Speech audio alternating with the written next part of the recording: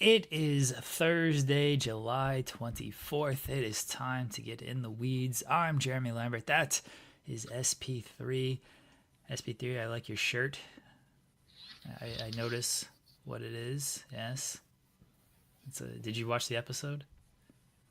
Well, there's a new episode. So you weren't doing that shirt because of the new episode. I won't spoil it. I won't spoil it. If you're here in the chat, try not to spoil it. I literally just got done watching it. I woke up this morning and my wife is like, "Did you see what South Park did?" I was like, "No, I know there's a new episode. I don't want any spoilers." And she's like, "Well, do you know?" I was like, "No, I don't know anything. Don't tell me anything." I was like, "Well, now I got to watch it now before somebody inevitably spoils it for me." So I just got done watching it. It's good, SV3. It's very good. It's one of the rare shows that I love that my missus will actually watch with me. So we'll probably watch it tonight after Love Island. Okay. We'll watch Love Island and then we'll watch the South Park episode.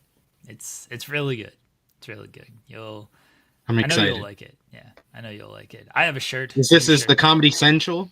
Was this on Comedy Central or it's on Paramount? But yeah, it was on. Okay. It was on Comedy Central though, but it's next day on Paramount. The fact that it's on Paramount is very hilarious. After everything that they do, it's good. I got a new shirt. There we go.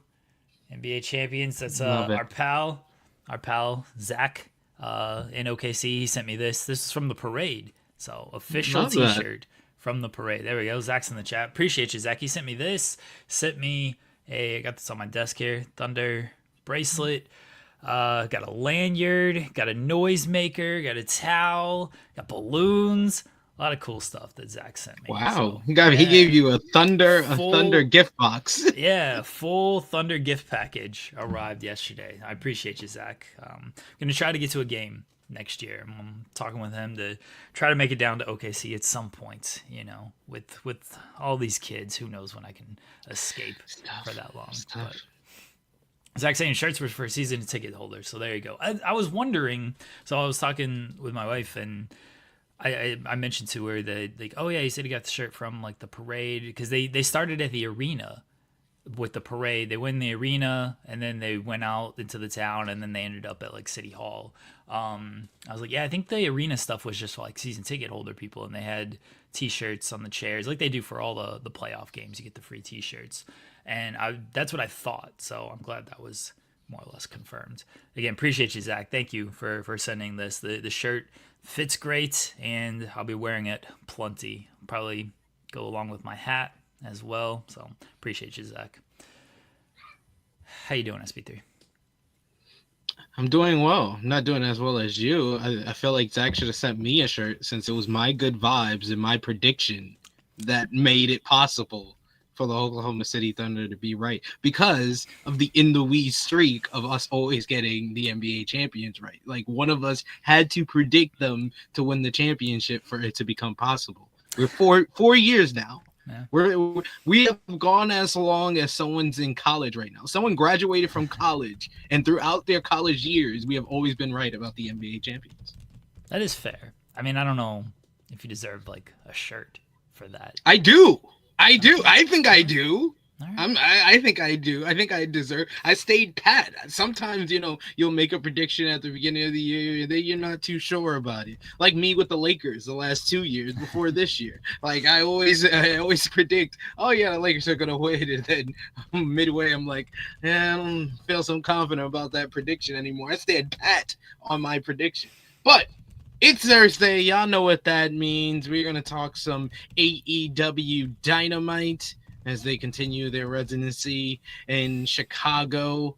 We had some setup for a big-time main event, the final episode that's going to be in the Aragon Ballroom in Chicago next week. The finale, as it's going to be Hangman at... Final Dynamite. Well, yeah, that's what I'm talking. That's the only thing we talk about here. We don't talk about Collision. That happens That's for you and Joel to talk about, and Joel only wants to talk about it for 2 minutes on a Monday show. So anyway, the final episode of AEW Dynamite in Aragon Ballroom, it will be Hangman and Moxley, the rematch from All In Texas, the rematch to me and Jeremy's match of the year. So we got to talk about that setup. You see the thumbnail. We're going to be talking about MJF messing up our beautiful, beautiful Hurt Syndicate with him as the Jewish representation in the Hurt Syndicate. Now they're not going to be allowed into the mosques and all of that. You know, they can't wear a yarmulke anymore. So it's all bad for the Hurt Syndicate with no MJF. We're going to talk about that. We got C-Suite to talk about because here on In the Weeds. So we're going to talk some WWE LFG, some WWE Evolve. And yes, we got the G1 Climax to all. I think your internet's being awful today. It's not mine, amazingly. Yeah, it's SP3's for once. As SP3 was attempting to say, we do have G1 Climax. We do have the C-Suite with Evolve and LFG. We do have AEW Dynamite, and we got anything else going on. Hopefully SP3 can hear me and he knows to... Okay, he's gone. We'll get into the New Japan Climax when... The New Japan Climax, New Japan G1 Climax when SP3 returns. We finally had the best match of the tournament. I think SP3 saw it and he alluded to it on Tuesday. I hadn't seen it yet, but I finally watched day 3 and day 4, so I'm fully caught up on the New Japan. And yes, we did have the best match of the tournament on day 3. Day 3 had the best match of the tournament. 2 really good matches, actually. One of them was better than the other. Day 4 was good. Day 4 was good, but I like day 3. SP3, how you doing? Is your internet fixed? I was trying to talk through the pain. That's all you with the squiggly line, the circle thing, and I was like, well, I still hear you. So yeah, apparently my internet was a little bit messed up there, and it probably still is. It's still a little iffy. Hopefully it can fix itself. Guys, if you're here, leave a thumbs up on the video. That helps us out. Come on, we're gonna get there. We go. Leave a thumbs up on the video. Subscribe to the channel if you haven't done that already. Leave a super chat. Get your question, comment, statement read on air. We are in the home stretch of the top Weeder 1, the TW 1, T1, the XP 1. We're in the home stretch here. The winner of the top Weeder gets a cameo from Brian Alvarez. Zeno Hours in the chat. He was the top Weeder from June. We will see if he can repeat his performance. I'm not going to tell everybody what the standings are because then you might spam and, try to get your numbers up in the final week here, and I don't want that. We're going to win this thing honorably around here. But it's a close battle. It's a close battle. I will say that. I won't say between who, but it's close. Get your comments in. Get your super chats in. You want that cameo from Brian Alvarez. You want the honor of being the top weed. It's a big honor. It's a very big honor. Do you want to jump into the G1 SP3? I was just talking about it. I have a match of the tournament.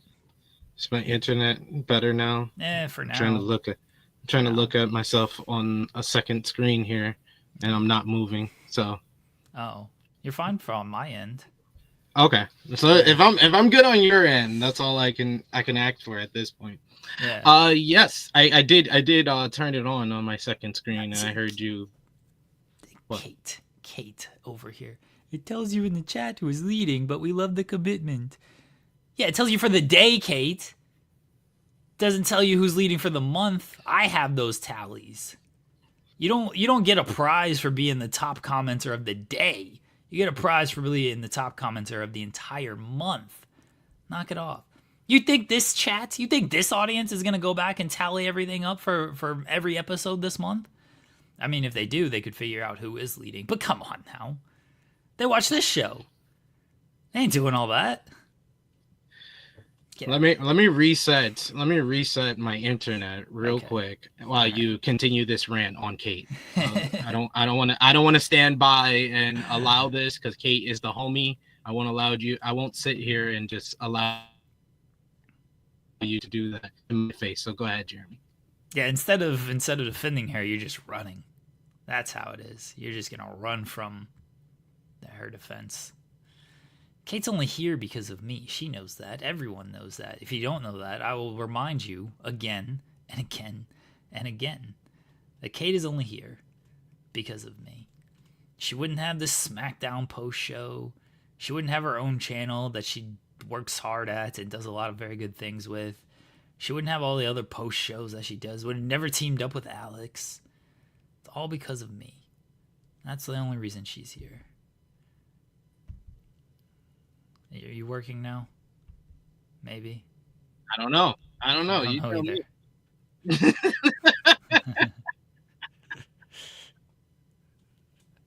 We shall see. We shall see. G1. I have a match of the tournament so far. SP3. Okay. Is it the same one that I have?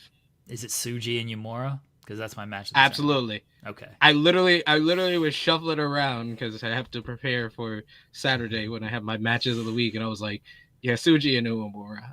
I was very tempted to give the nod to Shooter and ZSJ because they redeemed themselves so good in that matchup on day 4. But yeah, Tsuji and Uemura, that gave you the feeling of like, no, this is your Tokyo Dome main event. These two guys rocked it. It felt like Tanahashi and Nakamura at their height.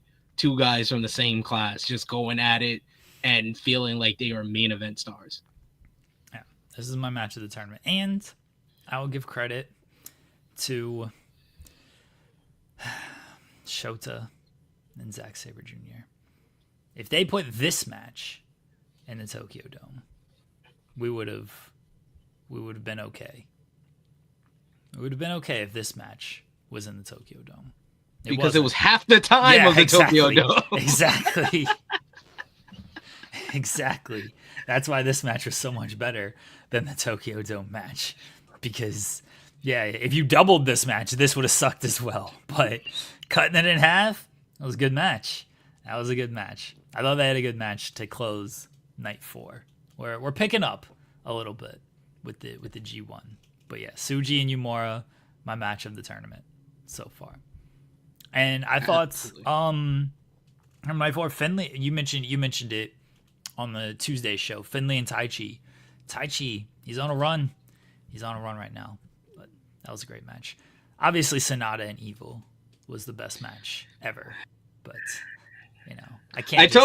I knew you would enjoy that. I called that one. I was like, this is right up Jeremy's alley. It's just shenanigans, cheating, House of Torture nonsense, and it's like 6 minutes. Yes, ruled. I was so disappointed when it was over. I was like, no, I need more run-ins. You need more Kanemaru taking out the referee and putting on the referee shirt.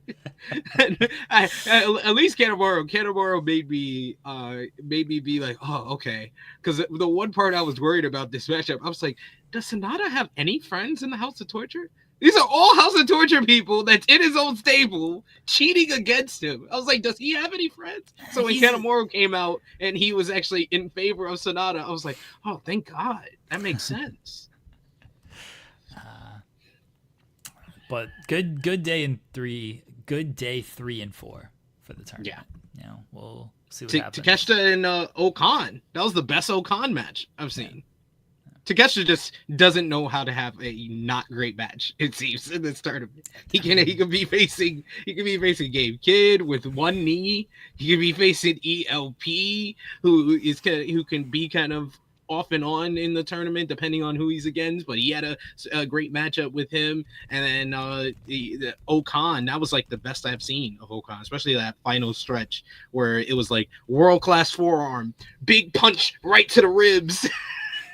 And then he just catches him with a world-class forearm again and then hits Raging Fire. He makes it look so easy on a big guy like Okan as well. That was good. And he fought from underneath. He had to like sell for most of that matchup after that suplex on the guardrail.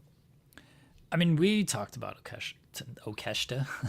We talk about Takeshita a lot. And I mean, I think we both have him as, if not the best wrestler in the world, like top 3 without question. So this G1 stretch is only cementing that fact for me. You can put him in there against anybody, and you're going to get a great match, no matter who it is, because he's that good, and he's that on fire right now. Like, he's so good. He's so good. I don't think he's going to win this tournament. He should come back and win all the AEW titles.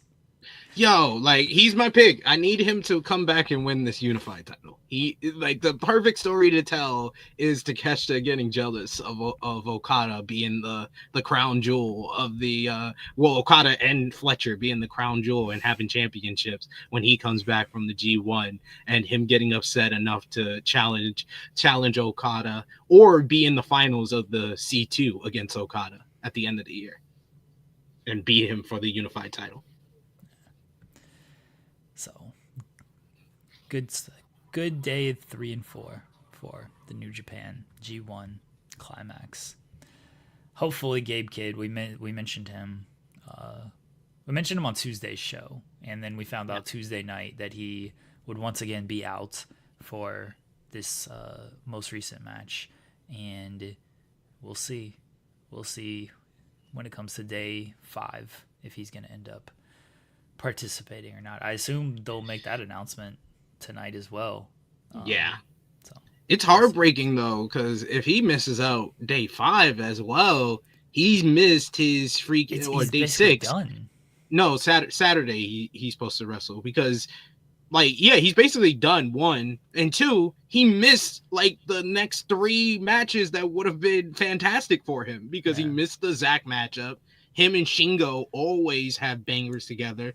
And the match that a lot of people were looking forward to the most for him this tournament was him versus his UK brother-in and War Dog's brother-in, Drilla Maloney. And that would have been Drilla's best match of the tournament as well.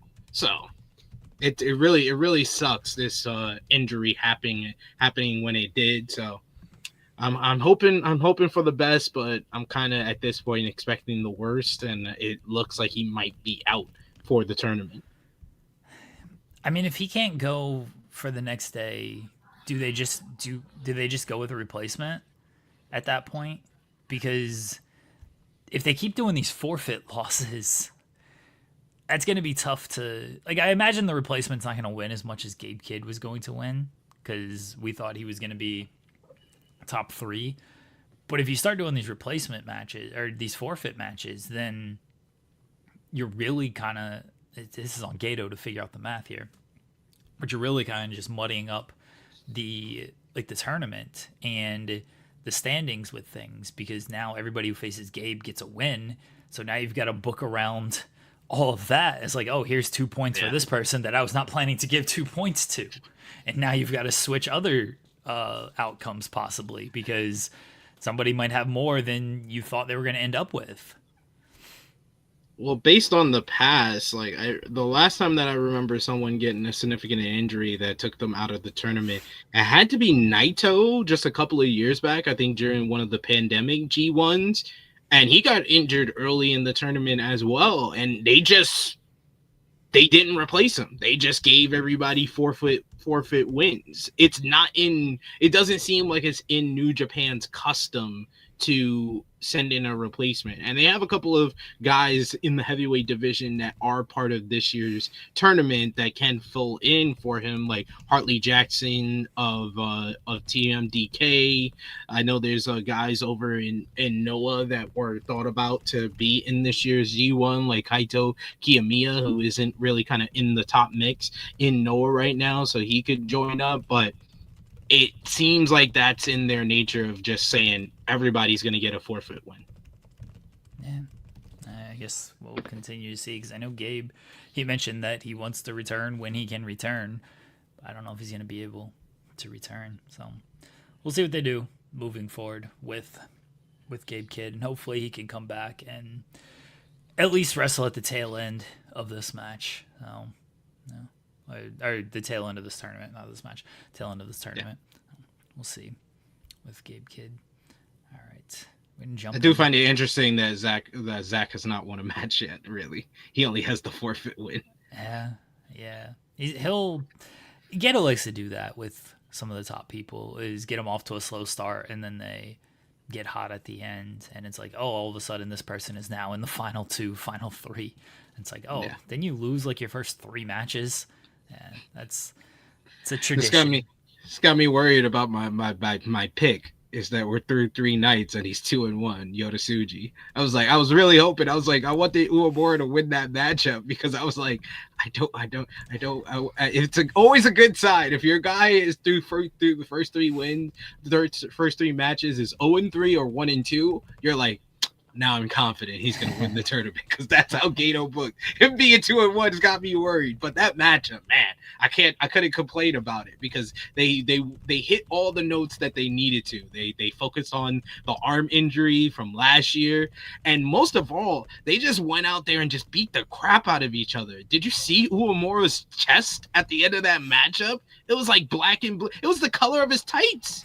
It was like red. It was just red at the end of that matchup. They just beat the crap out of each other. And the near falls was there. The crowd was on fire. The crowd was on fire for all the block matches, but especially the last 2. Like they got behind Tai Chi against David Finlay, and I got behind Tai Chi against David Finlay, and then they got behind Yota Tsuji and Uemura. They were kind of split in that matchup where you had some of the crowd that wanted Uemura to win, some of the crowd that wanted Tsuji to win. The last 2 nights, day 3 and day 4, I do agree with you. That was kind of a step up from the weekend because I thought that the crowds over-delivered as far as like really getting into the last 2 matches on both of those shows. Tournament continues tomorrow morning, and we will have SP3 and I will do an update on Tuesday since Joel doesn't watch New Japan. Yes, he just makes fun of the stories being told in New Japan, even though he's getting it from like third-hand information. It's like 6 degrees of separation before he finally hears about what's going on in New Japan. All right, folks. Get into Dynamite potentially here. AEW. Is it too early to get to Dynamite? No, we do our own thing around here. You know? Thank God. I want to say thank God for Dynamite because this has been a rough week in regards to my professional wrestling view. Thank God for New Japan and AEW because, man, if I just watched WWE, I'd be depressed with wrestling. Like, what is the state of wrestling? You got Monday Night Raw with Roman lying, with Magis feeling disconnected, with the crowd not feeling like they were there for the wrestling. They were there for top stars. Yeah, TNA being LOL TNA on Sunday. Then you had NXT that just had the old jabronis coming out. Undertaker being like, this is my yard still. Choke slam trick. You had Santino Marella in the year of our Lord 2025 getting a title shot. That rules. Yeah, Michelle McCool being like, you dumb broads and Fatal Influence, this is how you do it.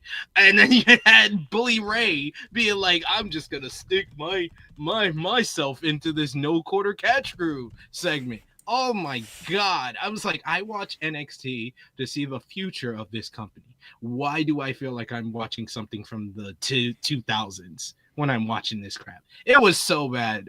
Oh my God. I saw some people that were like, oh, I thought NXT was good this week. This was like the worst road show that they've ever had. Like, what are we talking about? Rules. No, Santino giving himself a title shot. Like, that's amazing to me. It's amazing to me. He just comes in there and is like, I'm taking this title. I'm taking this title shot.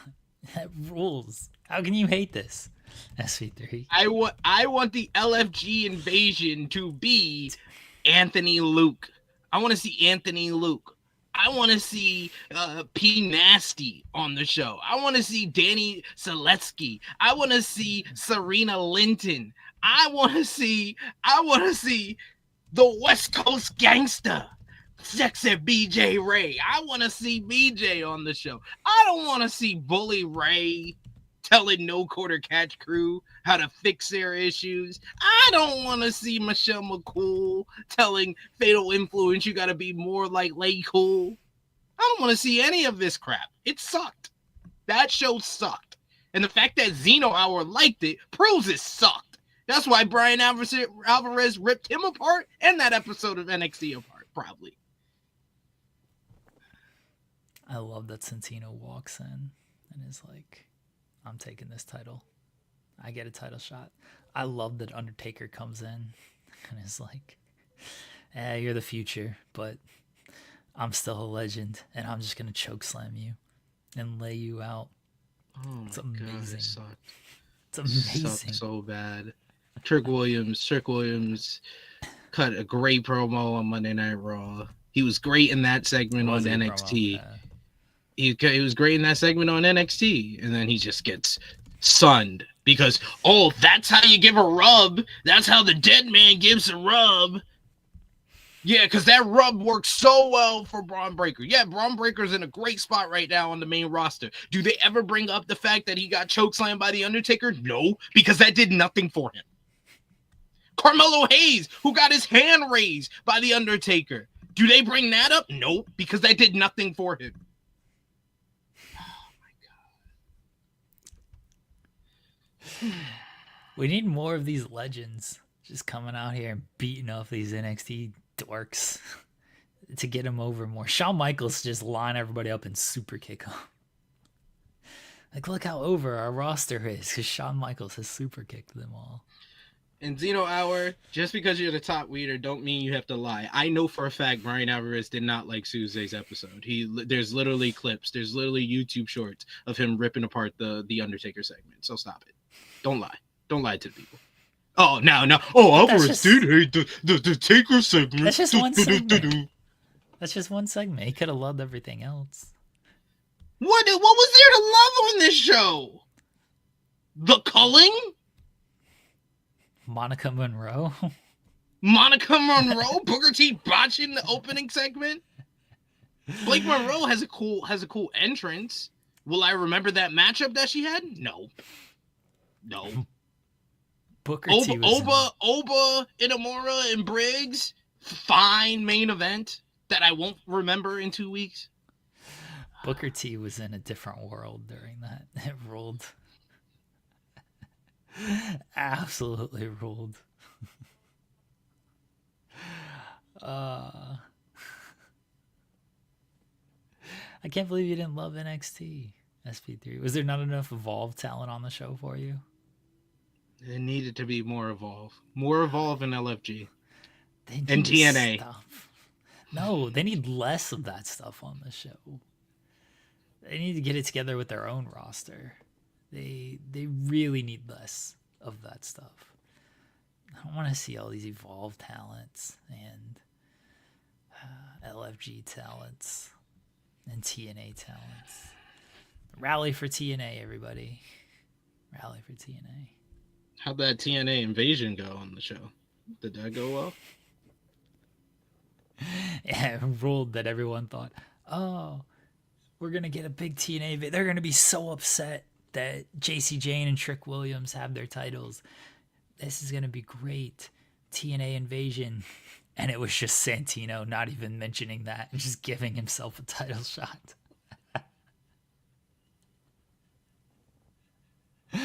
Amazing. Absolutely amazing. Bully Ray was there. He's a TNA talent. He was there trying to bring peace to the No Quarter Catch crew, or not peace, depending on how you look at it. You love Bully Ray. And put himself over. So, like back in my day, you know. And when did I say that Alvarez hated the triple threat? I said that the triple threat was just fine. It was just fine. If that's by far the best thing on your show, the show sucked. Zeno Hour. Read between the lines. You don't know media training. You probably think Alvarez complimented you on the cameo, you dumbass. Oh my God. Why are you being mean to Zeno Hour? He knows I hate him.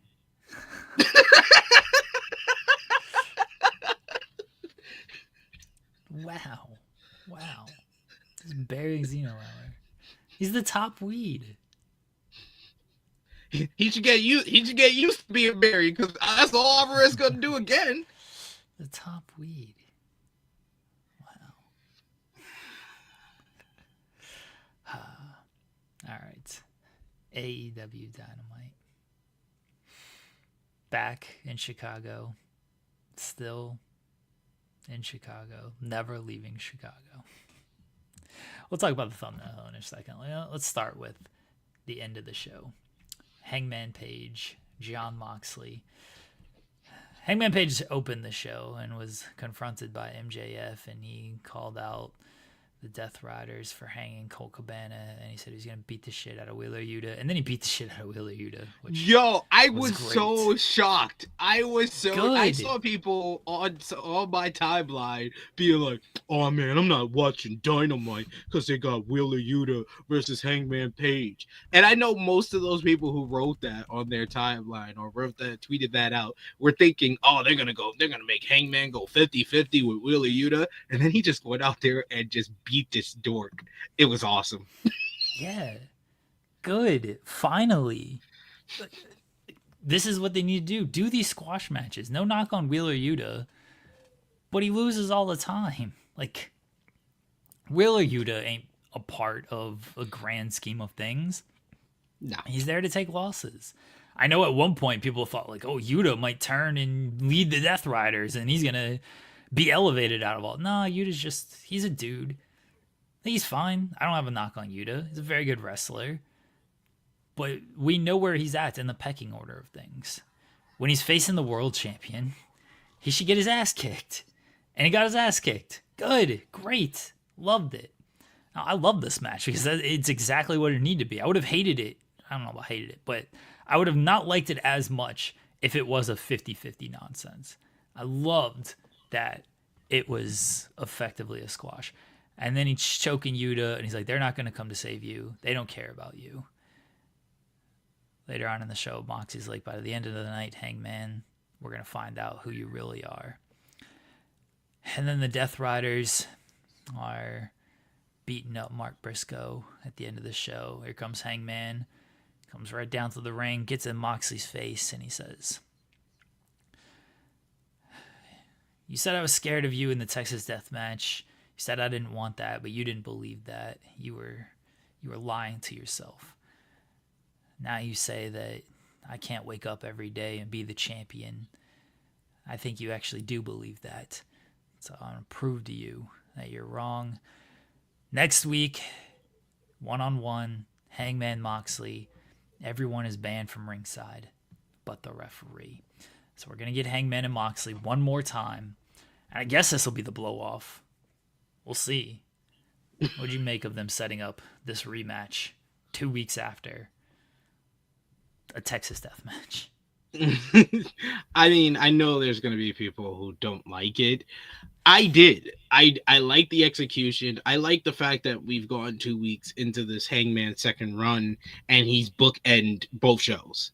I think that shows a commitment to present him as the top star, as the face of the company. And I thought that the final segment in particular, it made him feel like this stoic, brave, badass cowboy who will stand in the face of Moxley and the Death Riders. I love how the Death Riders kind of sold him where they were beating down, like jumping Mark Brisco. But as soon as Hangman came out, basically no music just comes out after Moxley calls him out. They kind of just froze in fear. I like that kind of presentation of Hangman where it finally feels like the whole issue with the first run for Hangman is because Hangman had an all-time chase to get the title back in 2021 and beat Kenny Omega at Full Gear 2021.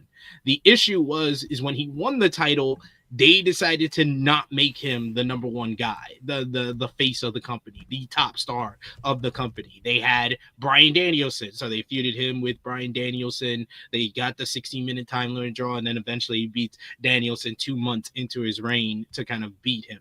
But they also had CM Punk, and CM Punk's feuding with MJF, and that's getting a lot of focus. It's getting just as much focus as anything Hangman's doing. And despite Hangman putting on top-notch performances in the ring as champion, whether it was against Bryan, whether it was against Lance Archer, Adam Cole, and everyone else in between, he never felt like he was the face of the company. And 2 weeks into this run, it much feels like the company is actually ready to commit to that as kind of the purpose of this title run, is to say to everybody, he's the face of the company, he's the guy, and that's how they presented him in these first 2 weeks. So I thought that the opening matchup of him just destroying Wheeler Yuta in 3 minutes, that was the right way to do it. Him beating down Yuta and bloodying him and then sparing him because he was like, your friends are not even here to save you. That kind of made him feel like not only a hero that's a badass and that's ready to bloody anyone that gets in front of him, he's also sympathetic in a way, and he has empathy for an individual like Wheeler Yuta, who's basically been manipulated and brainwashed by Moxley and the Death Riders. And he's like, I just beat the crap out of you. I don't need to hang you like I did to Moxley. I only hung Moxley for a purpose, and that was to get back the AEW World Championship. This is my revenge for what you did to Colt Cabana, but I'm not going to go all the way with it. I'm not y'all. I'm not going to do the same things that y'all just did to one of my good friends. And him just standing up to Moxley and shutting down all the doubts that he's tried to give to his title.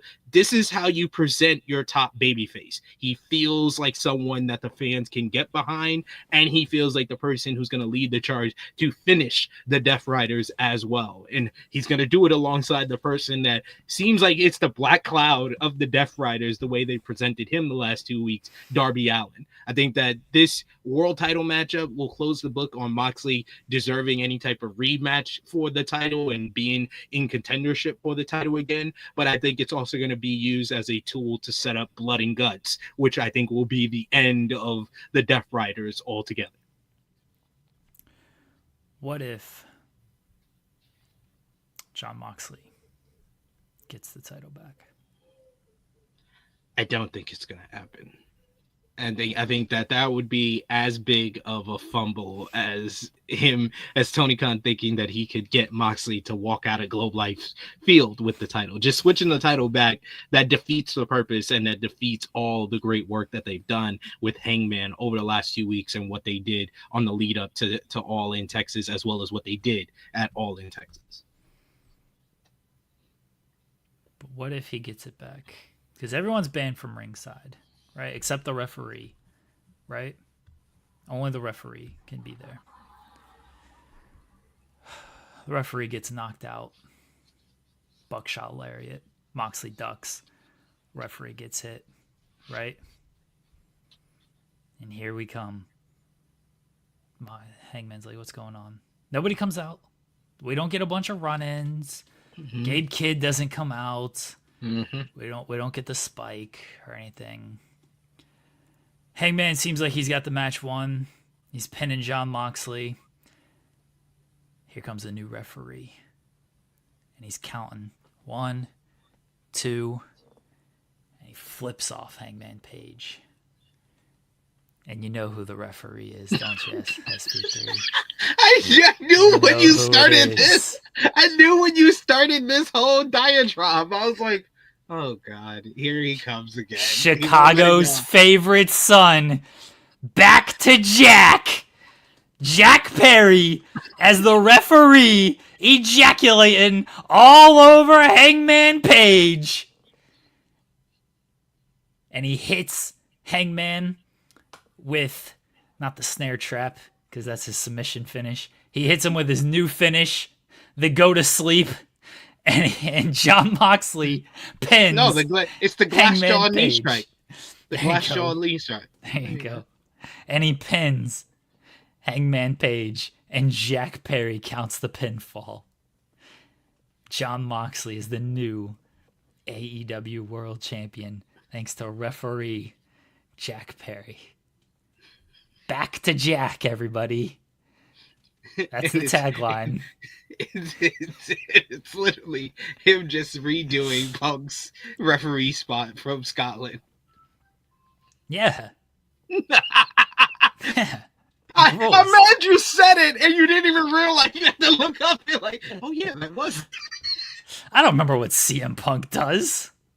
Can't remember what that guy has to do or say.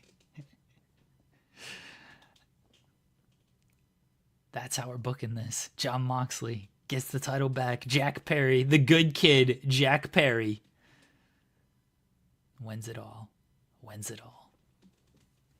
That's how and he's going to be the scapegoat for AEW's biggest fumble yet. Harlem's excited. I hear her in the background. Yep. Jeremy. All when you will people, you let this go? When will you let this go? Never. I had to deal with this every week heading into All In Texas. Now I'm still dealing with it after All In Texas. When will you let this go? Never.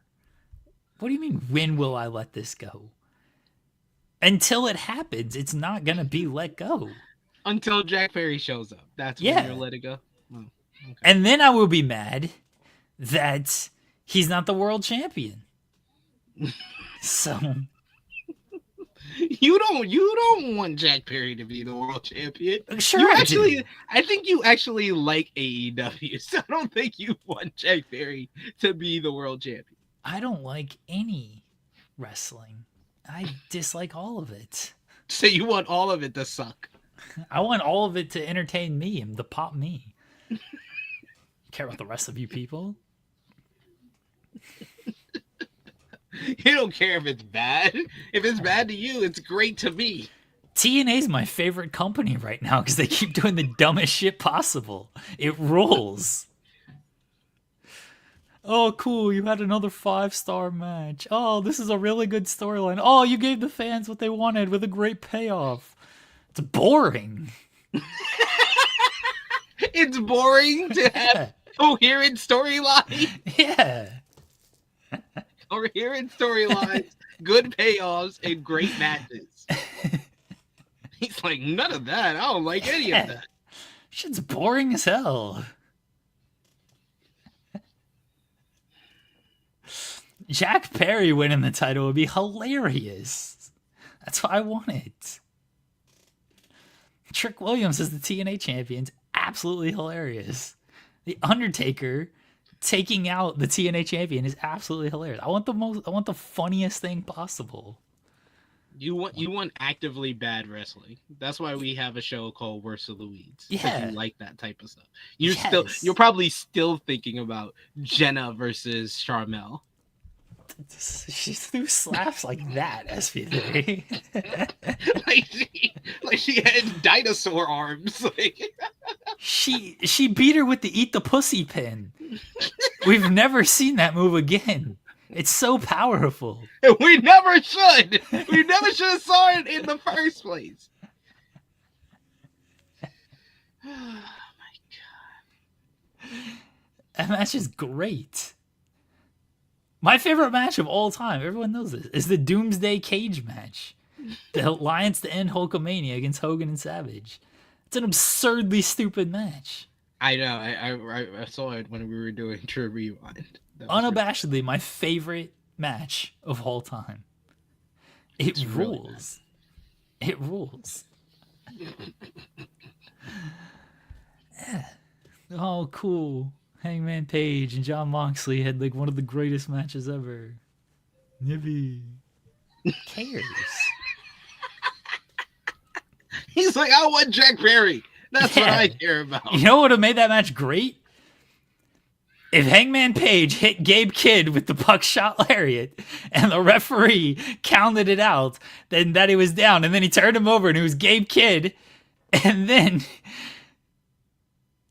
Hangman Page got spiked with a literal spike in the head, and Jack Perry revealed himself, and Jon Moxley rolled him up, and Hangman Page tapped out to a roll-up. That would have made that match great. He's like, I'm sticking to my booking prediction. I don't care what anybody says. You guys wait till I get this book. Just wait. Oh my god. You're never going to get the book with ideas like this. You're just never going to get it. You're never going to get it. You're never going to get it. You're never Wait till I book the greatest show of all time less than a month from now in Spencer, Indiana, where everybody's talking about all the SpongeBob spots. That's going to be the talk of the internet. Did you see that SpongeBob spot in this match? Did you see when they went like this and this and they brought it around town? It was so good.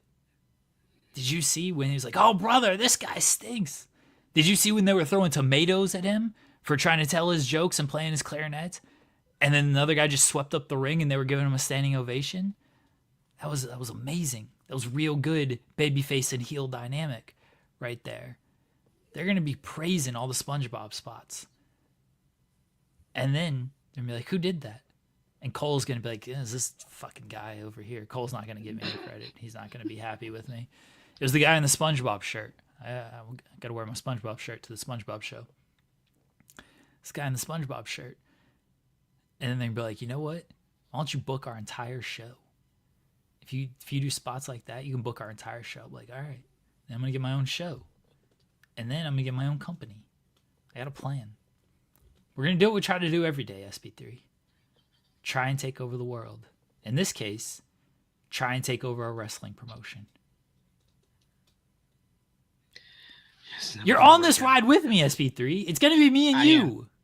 I am, but I'm here to police you, like because this is, you cannot be trusted with the pen yourself. I think that next week it should be interesting how they're gonna end this matchup, but I hope they just go with the right way to go down this road, like they did at All In Texas. Have Hangman win decisively, and then post match they can do all the shenanigans that they want to set up Blood and Guts, which I think is going to be that Cleveland show in August. What, August 9th, I think it is? Or no, it's not August 9th. That show. Yeah, you should. Yeah. I think it's if like Jack August Perry 5th, returns, then August I'll come 5th back. Or something like that. I'm not going to this show. I'm going to message Tony. When is Jack Perry coming back? Is it going to be Cleveland? I'll go if it's in Cleveland. If it's not, I'm not going to be there. He's like, Jack Perry needs to be in this Blood and Guts match. This is what you need. I don't care if he's in Blood and Guts. He didn't have to be in the match. I just want him to return. Imagine the pop. He returns. He returns in Cleveland. He comes out from under the ring in Blood and Guts.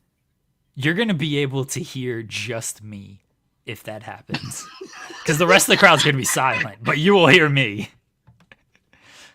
Like, Jack Perry, jack it off! Let's go, Jack! I know you scared somebody in your house, or a neighbor outside. A neighbor outside just like, did he just say jack it off? My wife is slowly gonna walk away from me at this show. She's gonna take like steps to the side. Ejaculation! Ejaculation! She's gonna scream in her face, Jack Perry! Baby Jack Perry! Where's Jack off? He's gonna be like we are Jack it off. Back to Jack! He's back to Jack! Back to Jack! Back to Jack! She's just gonna walk away. I'm gonna have to walk home. Oh my god. Imagine if Jack Perry returns at that show and I'm there. Oh, you'll never hear the end of it. Once in a lifetime. Yeah. I thought the Thunder winning the title would be one of the best nights. That turned out to suck. If Jack Perry returns on that show, that'd be just as good as it had the Thunder won the title. Yeah, it would make up for Game 6 totally. And I wouldn't have a 4.5 hour drive home. I don't have like a 45-minute drive home, which is a lot better. Exactly. You'd be like, yeah, this is perfect. Perfect stuff. Oh man. Yeah, I'm interested. I think that after next week's main event, we should get the picture on when Blood and Guts is and what they're gonna do for Forbidden Door. Because I'm very intrigued as well as confused on what direction, especially like Hangman, is going towards for Forbidden Door. It does seem like they're setting up maybe him and MJF as his first official program after Moxley and the Death Riders, but I'm not sure if they're going to do that at Forbidden Door or not. And it seems like Max is trying to get a title shot to set up himself getting another title shot right after because he cashes in. It kind of rules that he's like, I'm going to get a title shot, and if I happen to lose, I'm just going to cash in and get that title shot. It also rules that he's back like, to back. Yeah. Or he's like, I'm going to get a title shot, I'm going to win, and I'm still going to have this contract. So If I ever lose, I'll just cash in. Right. Yeah. I do appreciate that from Max. I think we'll get a clean finish next week. It'll probably be Hangman winning, and then we'll see if the Death Riders get like upset at John Moxley, and it starts to lead to a little But then either they dissolve, or do they get a new leader? Like, who's gonna lead that group besides Jack Perry? Oh my God! Will you stop? Yeah, I think maybe we get the Death Riders turning on Moxley, because I know there's a lot of people that's been saying that. And Hangman's promo did put over Moxley, did set him up to be like some type of like baby face, because he talked about how he held down the company. He was a great champion who led the company and stuff like that. So it's setting up, and the fact that Moxley is basically calling out if Hangman can kind of prove himself as the champion, and if he does that by beating him without anybody coming out, everyone banned from ringside, it does prove that maybe we see Moxley showing Hangman some respect, and that makes the Death Riders question Moxley. Yeah, that's possible. I do like the fact that you have all these questions, and it's gonna keep people talking about this matchup for the next 6-7 days.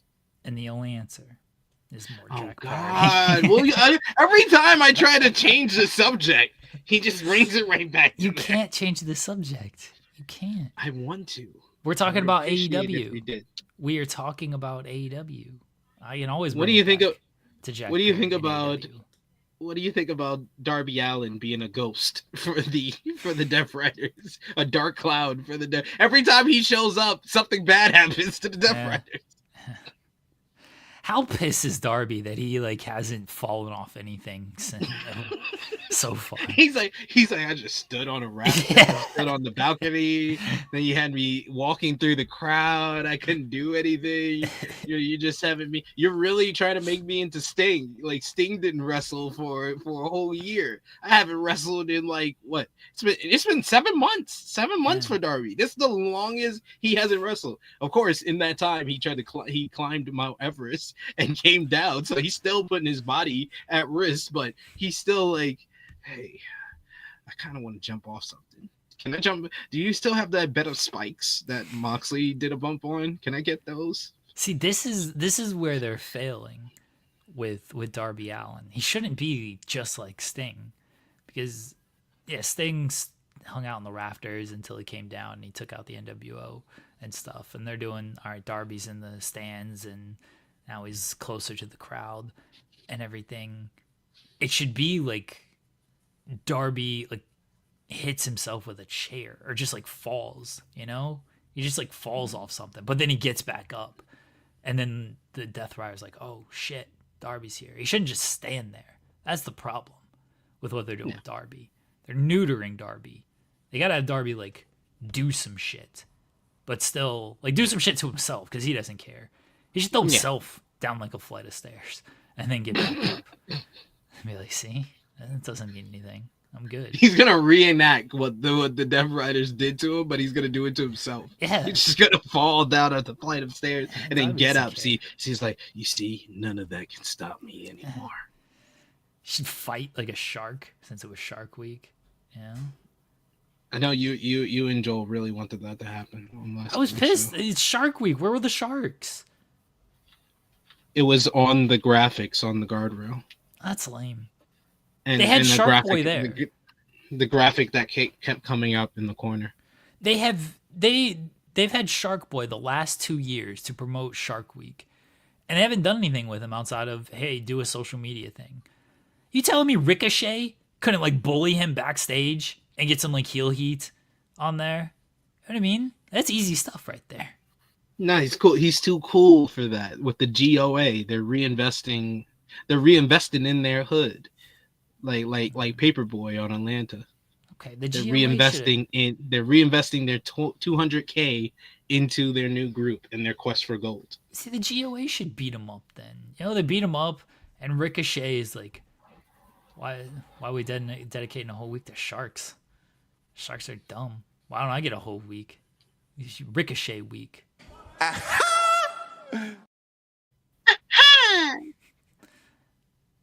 Use the $200,000 to do Ricochet week. It's easy heat. Come on now. You beat up Shark Boy, and the heel goes, why does Sharks get a whole week? It should be my week. Easy. This is why I should have pencil SP3. See, this is one of my good ideas, right? Getting real you want them to do goofy stuff around Shark Week. I don't know if this is a good idea. What do you mean goofy stuff? This is like a 30-second backstage segment. Okay, that's fine. Yeah, I'm not saying you dedicate a whole 15 minutes to this. It's not going to change the quality of the show, though, so. What do you mean? It's going to make the show better. I think the show was good last night. It could have been better if Shark Boy got beat up and Jack Perry returned. He's like, I take good things from good to great. This is how you do it. That's right. I like Ricochet and the GOA. They're good. They could have gotten more heat, though. That's all I'm saying. They could have just gotten more heat. That's fair. Yeah. They at least they're not confusing like Cope hiring Hurt Syndicate. They announced a tag team title eliminator tournament and then didn't announce any of the teams. They said, here's the bracket. No one's on it. It just says quarterfinal, and here's the one match that we're gonna do right now that we know is gonna happen. I was like, yo, don't even show us the whole graphic. Just show us that part of the graphic, and then you can advertise on Collision. We will show you the whole graphic. You don't have to show the bracket. You don't have to show the bracket. You can literally just show that this is the first matchup of the tournament, and then you reveal the bracket on Collision. If you don't know the teams on the bracket, why are you showing the bracket? This ruled. This absolutely ruled that they like, here's the bracket, and we have no teams on there. I was dying at this. Like, what is the point? What are you doing with this?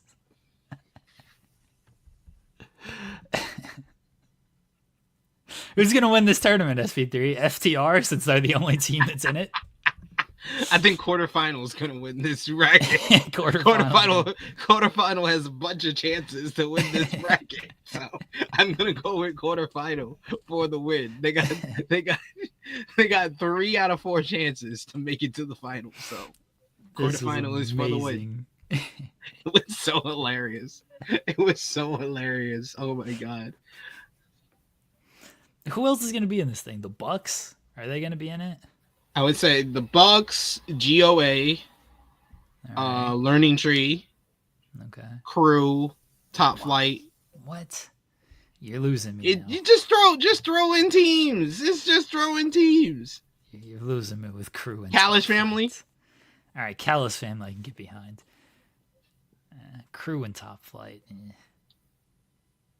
I don't need them in this tournament.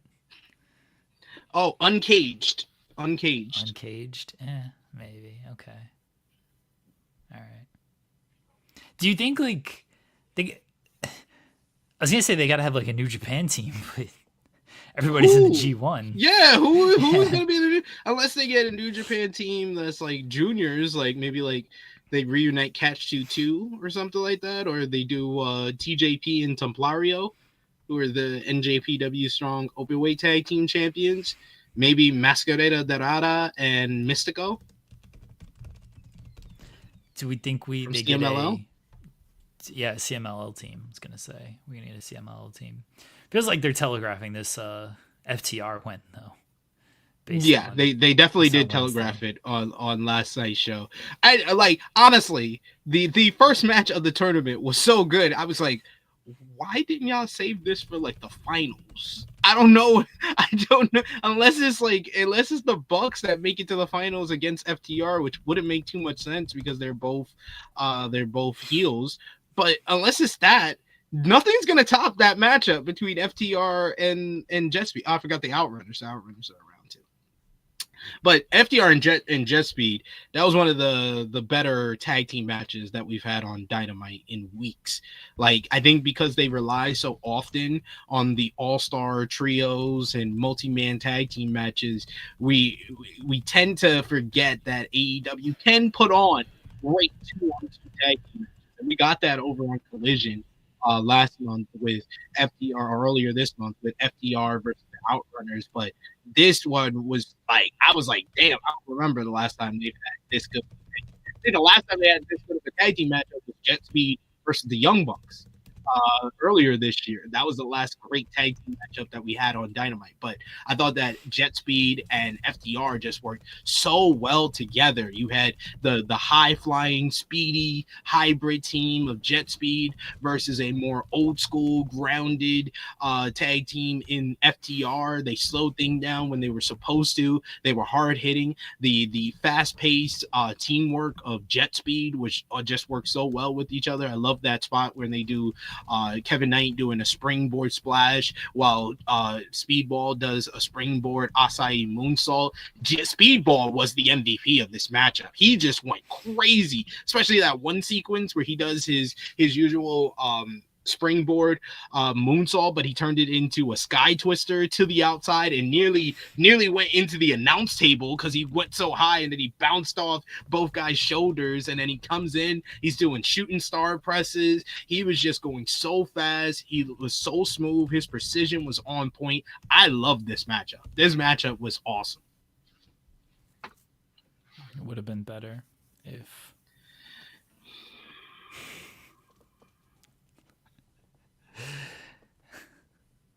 would have been better if Jet Speed won. I prefer Jet Speed to FTR. I said it. Nah, FTR needs to be the team to win. Sure. We've waited too long. Like we've already seen Jet Speed get their title opportunity. I would have wished that maybe they get like a 2-on-2 title opportunity, but I think that will come down the line. FTR feels like the first legitimate team that could face the Hurt Syndicate, and you have two teams that very much are protected, where you don't know who's going to win that matchup, especially if FTR makes it to the finals and wins and goes on to face them at Forbidden Door. I can't say for sure, like I've said, pretty much every pay-per-view since Hurt Syndicate won these titles. Oh yeah, Hurt Syndicate's definitely going to win. I haven't had no doubt at all in any of my predictions for Hurt Syndicate. But Hurt Syndicate versus FTR, that one I do have doubts, because not only is FTR protected and one of the best tag teams in the world, second, you can actually see a world where FTR win these titles just to make the Edge and Christian reunion bigger when they face them at All Out. Oh, I assume that's going to happen. I think FTR, that's why I think they're going to win this tournament, and I think they're going to win the titles, because they're going to do Cope and Christian getting the titles from FTR at All Out. That seems to be the overall play here. Yeah. Because now we have Cope eliciting the business of the Hurt Syndicate, because he's got to stay away from FTR, but the Hurt Syndicate doesn't have to. This made no sense.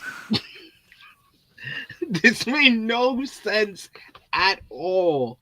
I was like, wait, so Hurt Syndicate is APA? They get paid to hurt people now? I thought they just hurt people, you know, in the element of a matchup because it leads to them getting more money. I didn't know they're for hire. That's a new plot point to the Hurt Syndicate. Well, they used to give out business cards, but that was to, you know, bring them into the group, not necessarily to like hire them. And how is Cope a babyface for hiring people to beat up other people? Doesn't seem very babyface to me. Well, the other people are heels, so that's why they're, you know, he can hire, I guess, kind of sort of heels to beat up heels, and that makes you a babyface. The fact that they've just decided Hurt Syndicate are babyfaces now, which I'm not totally mad at, because the crowd's just going to always cheer them and do the We Hurt People yes. chant. So I've been saying this for months, Jeremy. I've been saying, why are these guys babyfaces? This crowd is not going to boo them. You can place them with MJF. That didn't work. That didn't work. They just started cheering MJF again. Yeah. And they want MJF to be a heel, which is fair. I like the MJF thing is just like dropped, more or less. Yo, I was like, what just happened? He didn't, and we'll give them credit though, because if you've noticed in the promos that they do with MJF and Hurt Syndicate, or you can go back and watch most of them because they're on their YouTube channel. Bobby Lashley's always making these different faces when MJF is talking, especially when he talks about getting his Triple B back, getting the AEW World Championship back. Bobby has been making these faces like he's annoyed to even hear that. Like he feels like he's the only person in the group that should be going for the AEW World Championship, or he's just annoyed in general by Max. That's his only reason for being in the Hurt Syndicate. And it just came out. I thought they were going to slow burn this. They just said, nope, let's turn up that flame and let's cook this to the max. The weird thing with the MJF thing is, like, if you just need to pay people to have the Hurt Syndicate, why doesn't he just pay them? Why do they want to be friends with them? We know MJF is not above giving money to people to hurt people. So why wouldn't he just do that instead of, oh, I want to be friends and I want to be in your group, like officially a member of your group? I think that's what made I'm confused on why they rushed this, but I will say the backstage segment, A+ segment. That's a 5-star backstage segment because it made sense. Everybody made sense in this scenario where MJF's like, hey, why y'all helping Cope? Like, I didn't know this is how this worked. I just had to pay y'all to go hurt people. I jumped through hoops. I tried to get y'all woman. I tried to give y'all cars. I mean, he did try to hoops, and then you just help Cope just because he paid you. You made a business deal with him. That doesn't make sense. You're supposed to be helping me get my Triple B back. Everything that made sense. I was on Max's side at first until I realized that he was getting too annoyed. Bobby Lashley said, enough of this. Renee, will you leave the room? I think the Hurt Syndicate might be a little nationalist here. They wouldn't help a fellow American because he tried to give them women, he tried to give them watches, he tried to give them money, he tried to give them cars, and they're like, no, we don't care about that stuff. What do? We hurt people. We want you to hurt people. He's like, oh, okay, that's all I gotta do. Cope, Canadian. Apparently all he's got to do is give them money. Fine. Cope doesn't need to hurt people. Cope's beating up Stokely.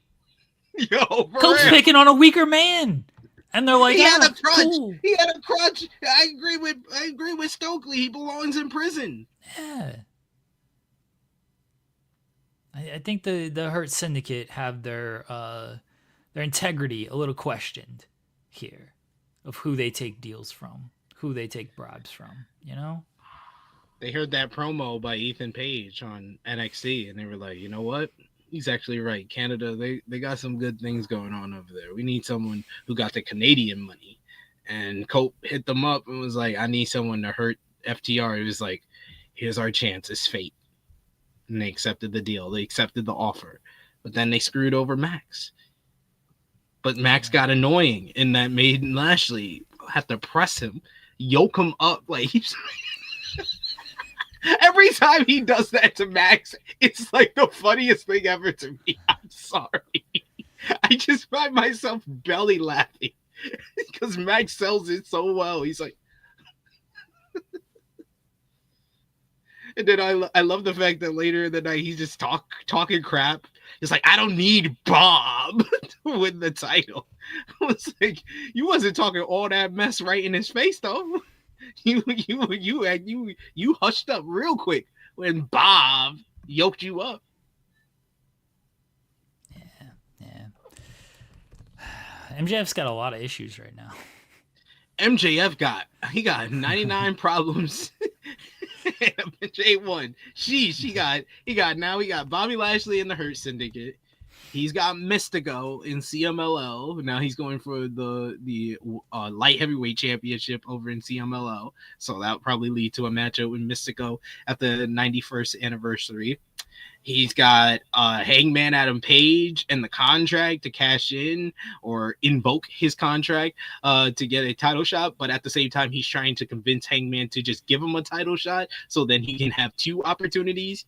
And now he's also got Mark Briscoe, which I said this. This was my whole defense of this MJF Mark Briscoe promo from weeks back that MJF had to come at my boy for the title of that show 3 weeks ago. But I said this, I was like, they are using the Jay Briscoe inclusion to this rivalry in the right way. The context in which he is using it is very well done.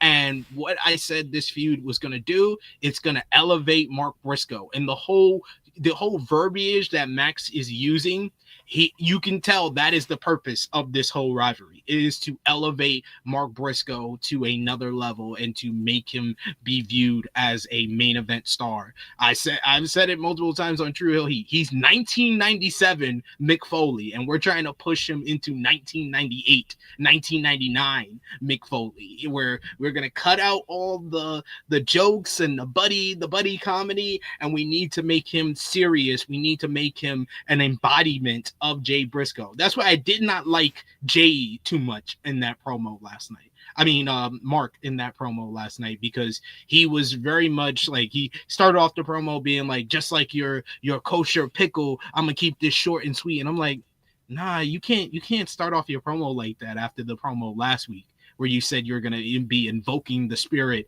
of Jay Briscoe. Jay Briscoe never started off a promo with a joke. He was always serious. And that's why I like how Max responded to him. That Jay Briscoe is the guy that gained all the respect. That's a guy I would take seriously. Mark, I don't take you seriously. I actually feel sorry for you. I feel like it's depressing to be you, because no one will ever respect you as much as they respected your brother Jay Briscoe.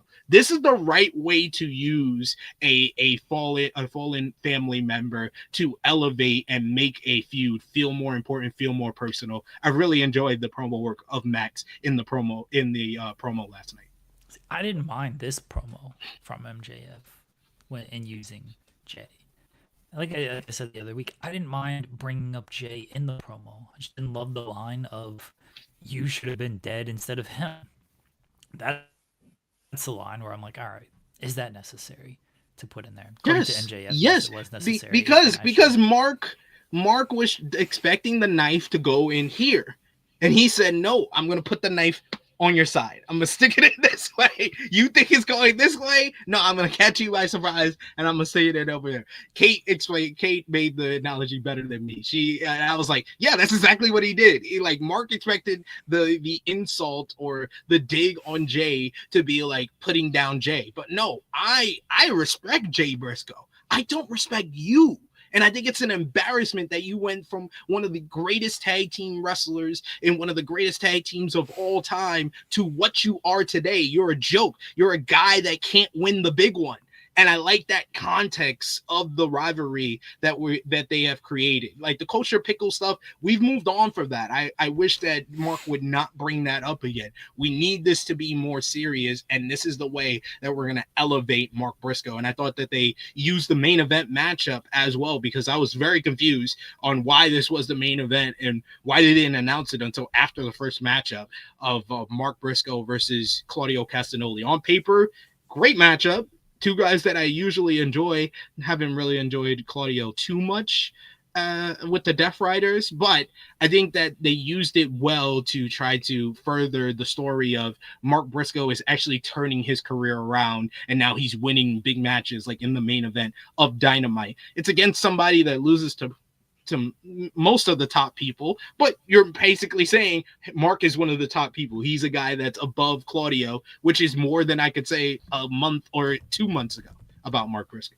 I'm happy Mark Briscoe's winning. I hope they do the MJF match at some point, because they need to do the singles match. I'm glad they haven't gone away from it, because it should be there. It should be a match that they do. We'll see if they. I thought maybe they would do it next week, but I mean, when you got Hangman and Moxley, I don't know if you want to do MJF and Mark on that show as well. We'll see if maybe that's a Cleveland match. Yeah, I think they should do that. That should be the double whammy to get a good house. Because what is the building they're in Cleveland, and how It's much not. does they hold? It's a college building. It's not. They're not running like the Cavs arena or Okay, anything. Yeah, so it's pretty small ish. I mean, okay, it says 13,000, so it's not okay. smallish, but it So then feels they smaller. can least try to do like maybe like 5,600, 6,000, and they can book Blood and Guts and the do Mark and MJF on that show. Yeah, we'll see. We'll see. Elsewhere on Dynamite, Will Ospreay. He said that he's had neck issues for 10 months, and he has disc going into his spine, but he just needs to heal, and he should be back in a month for Forbidden Door. I was like, they're trying to make this very dramatic, but if you're telling me you got like neck issues and like spine compression, but all it's gonna take is a month of healing and you'll be back for Forbidden Door, like, I don't know how much I believe you're having these. I'm sure he's banged up. We know he's banged up. Fightful Select reported that he's banged up and needed just to take time off to heal up and everything. No problem with that. I was like, yeah, these issues can't be that serious if you're just like, yeah, I'll be back in a month. I'll be at Forbidden Door in London. I'll be fine.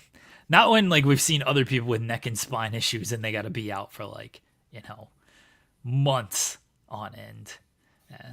Some of the injury time is a work. That's fine. No problem with that. I don't mind that he's announcing that he has these injuries to basically take time off. It adds some gravity to the situation. So I don't mind that. But yeah, when he said that, like, oh, neck and spine, but I only need a month off, I was like, okay. I had 2 herniated discs in my neck. I was like, what the hell? And I sent my love to through my liaison when it comes to Will. I was like, tell him, hope he gets better, hope he has a speedy recovery and stuff. But yeah, I was also like, okay, this is when I realized that some of this is a work that he's banged up, but it's not that serious. Is when he was like, yeah, because of what the Death Riders did. What the Death Riders did, I went to see the doctor, and they say I have a herniated disc in my C4, C2, and I was like, all right, you're making it sound drastic, but then when you end the promo with, but I should be back, they said it's treatable, and I should be back by Forbidden Door. I was like, "Aye, dog, aye, dog, aye, dog." We'll see. All right. And I had, of course, you had the world, the sun is falling down on AEW. Romeo, who was like, yeah, him coming back at Forbidden Door sounds dumb. And I was like, it's not that serious. It's not that serious. It's not like he's putting his life on the line to just work at Forbidden Door. I think that is they're playing it up and they're making it a part of the story, and him saying at the end he's gonna come after the Death Riders. I think that this is the right way. I don't think you should be working the fans in regards to injuries too much, but I thought that this was the right way to go about it. Yeah. I mean, I'm fine with working fans when it comes to the injuries. I've had this discussion about the Seth Rollins injury. Like, I think there's a point and a purpose to some of it. I don't like it if if your goal is to work the internet sheets, then it's like, all right, what's the point of this? But if you just want to work fans with injuries, okay, like that's part of wrestling, Yeah. like that's part of wrestling. And the fact that he has an end point of when he wants to come back and everything, it's like, all right, it kind of tells you this is the work part. Where, with other situations, and I'll use Kevin Owens because neck issues, where he's like, I don't know when I'm gonna come back. It's like, okay, well, we know this is not a work. When you're like, yeah, I'll be back in a month, it's like, all right, well, this is probably not that serious as you're trying to make it out to be. You have herniated disc in your spine and neck. You've had neck issues for 10 months, but just a month of rest and relaxation, and you'll be good to go. You'll be ready to get dropped on your head again in some match, and then things will be fine. And it's like, oh, when's working the tapings now, so I gotta chill. Someone's gotta chill and be home with the kid. I respect it. Yeah. Best wishes. Well, he tweeted. I just saw his tweet. Thanks for the He love. Yeah, thanks for all the love. I'll do everything they need to make sure I'm fit and healthy for Forbidden Door. No promises. I can only go as quick as the healing process. But as I said, everyone is confident I'll be good. All right.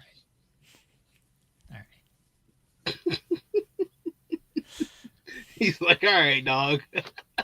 Have they pulled him from the promotional graphics? That's what I want to know. No, they haven't. Okay. If they pulled them from there, then it's like, all right. Maybe it's a little serious. Yeah. Yeah.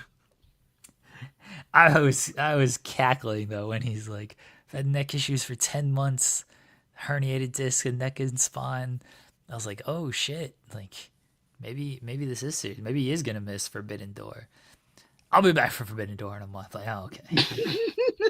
Yeah, that's what, like when he started off the promo, it was a great promo by him. He's very earnest and he comes across as like very genuine with everything he says.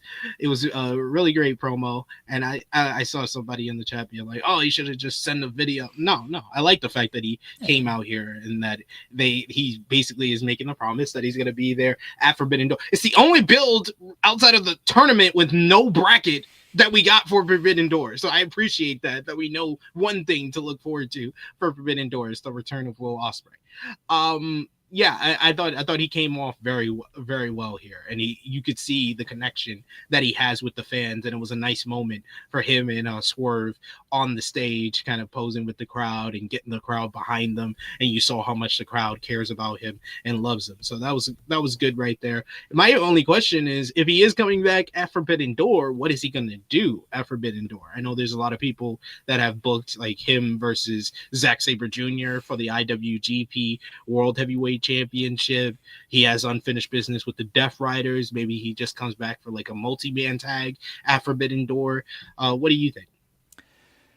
And that you can do the Gabe Kidd match if that's something they want to do, because Gabe Kidd is Death Rider associate. But Gabe Kidd is actually injured. Yeah, that's true. I forgot about that actually. Yeah. Well, I was working under the assumption Gabe Kidd is not injured. He's like, I'm assuming that everybody's working here. Gabe Kidd's like, my knee's messed up right now. I'm gonna miss the entire G1, but I'll be back for Forbidden Door. Don't worry, guys. I'll be back. Yeah, Gabe Kidd is actually injured. That's a fair point. So I'm trying to think of. I think Claudio stomped down on the chair, right? Because I think Claudio always does the stomping down. Who wrapped the chair around his neck? Was it Gabe or was it Yuta? Well, Gabe gives him the power driver. Okay. The power driver that sets up the chair stomp. I'm not sure who put the chair around his neck though. All right, I'm gonna do some research here and see who did that. But so you can do the Gabe Kidd match and that's a way to get there. But yeah, Gabe Kidd is actually hurt, so that makes it a little bit more difficult, honestly. Yeah, Gabe Kidd gave him the pile driver. Claudio is the one who wraps the chair around his neck and stomps down. So you can still do it with Gabe Kidd, just the fact that he gave him the pile driver and he held him down to let Claudio stomp down on the chair. So we'll see when it comes to Ospreay. Yeah. See, Kate's like, I don't need to see ZSJ and Ospreay for the 7 millionth time, something like that. I mean, I'm also under that understanding. I said originally, I was like, yeah, it should be Ospreay and Gabe following what they did at All In Texas. But now that Gabe might be hurt and might not compete at Forbidden Door, yeah, I mean, Zack Sabre, another Zack Sabre Jr. fan, isn't the worst thing to do, and especially because you haven't done that at Forbidden Door, and that's probably the biggest match that you can do of New Japan versus AEW that has a ton of history that doesn't need an intricate build. Like that's one of the things that you can do with if you just book Zack Sabre Jr. versus Will Ospreay. You can have Zack cut a promo after one of his G1 matches, like, yeah, I know Forbidden Door is around the way, and we're gonna be in the O2 in front of a record crowd, a record crowd for AEW and NJPW, and I want to face my old friend Will Ospreay, and you could just play that promo on an episode of Dynamite, and then you can have Will send in a video to accept the challenge where you don't have to have them both on TV. You can just do it in video sections, and then for the go home, you can play a big video package of all their past matches, whether it be New Japan, whether it be Rev Pro, and it could work. You could work it in a way that's kind of like the Omega Okada, where you're playing off of their history together to build it up for the big show. Yeah, it's a possibility. Maybe they do some type of, I was gonna say 6-man, but I don't know who Ospreay teams with at that point against Claudio, Yuta. I'm working under assumption that Gabe Kidd is maybe back or back enough to where he can work a 6-man. I think it's Moxley, Claudio, Wheeler versus Mark, Mystico, and Will Ospreay. I don't love that. I would say MJF and Mystico is going to happen at Forbidden Door, but that doesn't feel like a London match. I don't know why you would do that match in London. Like that's a Mexico match right there, not a London match. So yeah, they're going to do that at CMLL. I've said this from the first time after Grand Slam Mexico. I was like, they're probably going to do that match. I was like, All in Texas was an option, but I was like, most likely they're going to do it at the anniversary show in September. And Swerve and Omega, I don't know about that. Like Swerve's probably facing Okada at Forbidden Door. Yeah, Swerve is. That's where it seems like they're positioning. Omega's going to be out for a while. It feels like Omega wants to work Forbidden Door though. Because you think so? Yeah, because he's talked about how Forbidden Door was like, he was such a part of that because he was, the New Japan AEW stuff and going back and forth. Mm-hmm. He was such a big part of that. I feel like he has a big attachment to Forbidden Door, and I think he wants to work that show. And he was bummed he missed the first year, and then he missed last year as well. Oh, I think he wants to work Forbidden Door. I don't know what he does. Yeah, who would you give him at Forbidden Door? Kyle Fletcher. Just cause? TNT that's not match. Kyle Fletcher. That's not. No, why would he go for the TNT title? Like what? He needs another title. Belt collect. I need y'all to actually think about these matches. Like, I did think about it. Y'all didn't think about that. You just said a name. Kyle you just Fletcher's... said a name. No. You just said a name. No, it's the Don Callis family. Have him face Tanahashi. Kota and Kenny. Or you do the Omega and Tanahashi versus Young Bucks match that they teased all those months ago.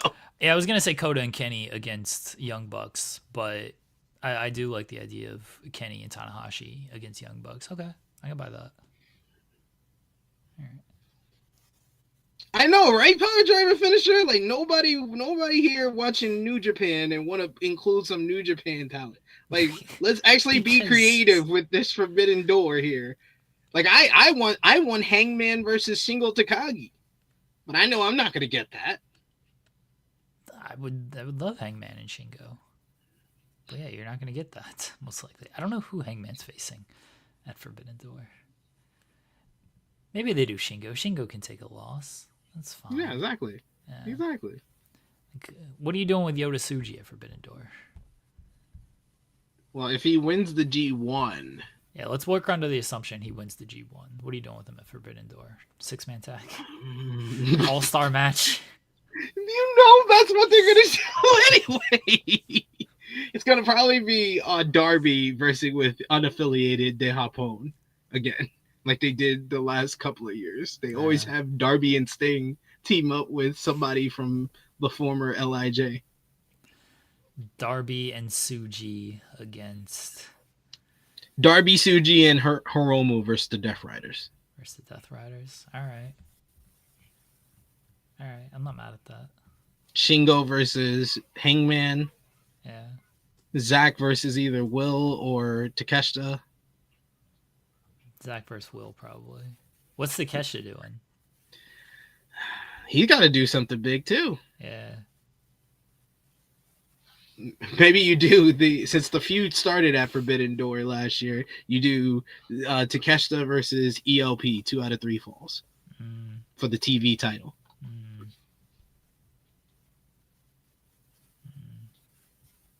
Or for, in a ladder match. Since it started in a ladder match, it ends in a ladder match. Yeah, it started in the 6-way ladder match for the TNT title last year, their rivalry. How about Takeshita against Chris Jericho? I'm good. I've seen that, dog. I don't want to see that again. I'm good on that, man. Takeshita against Cope. Miss me with all of that. Miss me with all of that, sir. I'm good on all of that. No, thank you. How about Takeshita against Nick Wayne? No. Why not? What's wrong with Nick Wayne? I said no. I said no before you even said who you were gonna say. What's wrong? Yeah, what's wrong with Nick Wayne? Because Takeshita is an AEW guy. I know he's got a contract with New Japan, but put him against someone from New Japan. Oh, Nick Wayne's an ROH guy.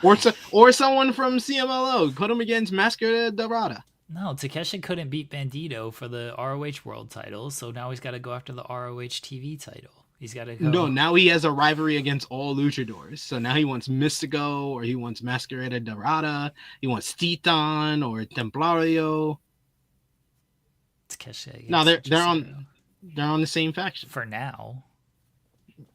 For a while. Maybe this is the turn. This is when he starts to. Oh, he comes back and he's upset with the Don Callis, even though Rocky's on commentary cheering for him. Yeah, so Rocky goes, wherever like someone just gives him a nice look and a compliment. He wants the money. He's here for the money. Rocky's like, oh, you said something nice about me. I'm now associated with you. That's what Rocky does. No, he doesn't care. Why not? Oh, they can do Okada and the Young Bucks versus Swerve, Ospreay, and Omega. Well, that'd be good. What are you doing with Tanahashi then? Tada versus Hangman, of course. What are we talking about here? I said that. That's the rule. That's the rule. It's Forbidden Door. Tanahashi gets a title shot. I've been saying that. People are yelling at me. That he did not earn at all. That's the rule.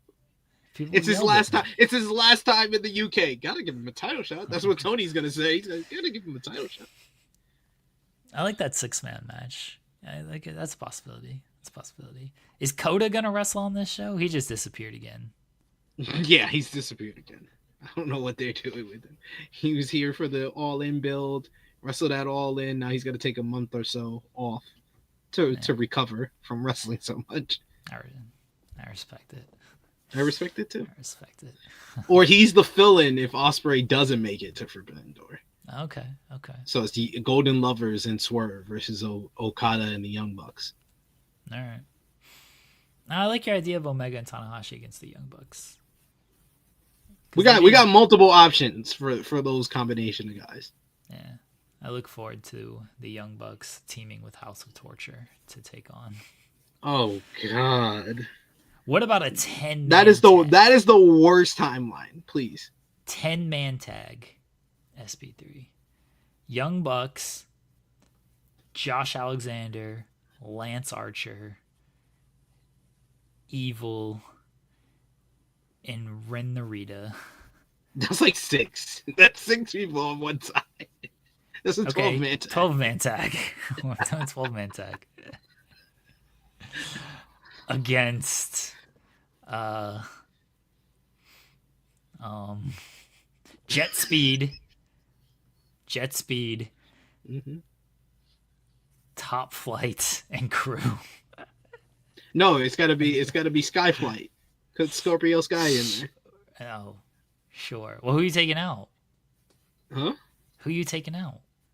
What, from the heel team? No. Anyone from House of Torture? No. Well, wait. Why is Scorpio Sky's babyface? Yeah. Yeah. So he's got to be on the other team. So it's Jet Speed. That's not gonna be Crew. Crew's not babyface. Okay, fine. Jet Speed, Skyflight. Skyflight. So Scorpio and Top Flight, and then Hiromu. Just throw in Hiromu. We just gotta throw in a New Japan guy. He's like, why am I here? I don't even know these guys. I have no association with these. I know Tai Chi. Speedball and Kevin Knight. Oh no, Kushida. Kushida. Okay, Because Kushida. he teams with Kevin Knight in New Japan. So, Kushida. They should do like a 20-man tag, call it like a real all-star tag. Oh, put the Callis family with the House of Torture. Hell yeah. That That's gets you basically to what I was 20 going with that. for. That's Yeah. basically what I was going for, but I was just, condensing it in there to only make it a 12-man tag. A 20-man tag elimination match. That's like what CMLL does with Yeah. their Grand Prix thing. 20-man tag elimination. That's what I would do. But it only goes like 10 minutes. Just like quick pinfalls. That guy's eliminated 1 minute. That guy's eliminated the next minute. Yeah, we're going to have one finisher actually finishes a match instead of, let me hit 50 finishers and here's a bunch of kickouts. Knock that shit off. He's like, we're not booking this like a Young Bucks match. Sorry.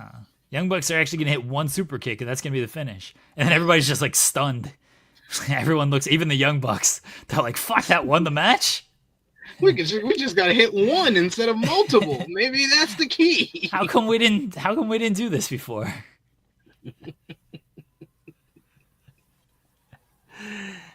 I would just have Evil beat everybody.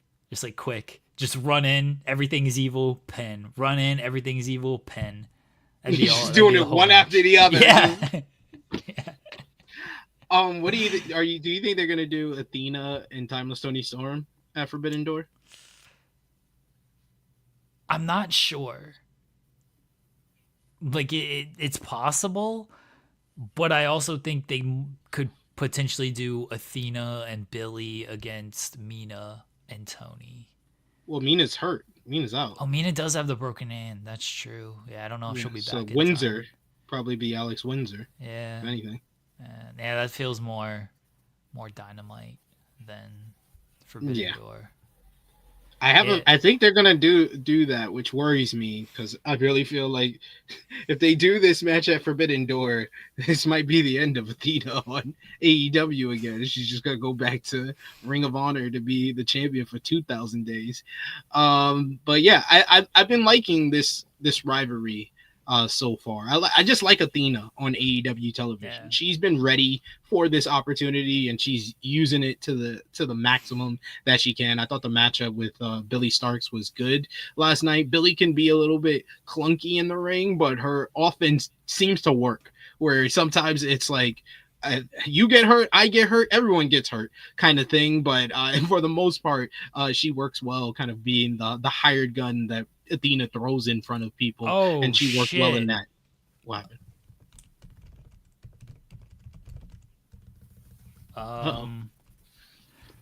Breaking news. Yeah. This is from TMZ. Hulk Hogan has apparently died. What? I mean, it's from TMZ, but they've been pretty on top of things when it comes to this. And yes, TMZ just put out Hulk Hogan has died at 71. Wow. Damn. I did not expect to hear that today. Waiting a little bit more, before fully running with things. But yeah, there were of course the rumors that from Bubba the Love Sponge that Hogan was not doing well with his health, and his family shot that down at every turn.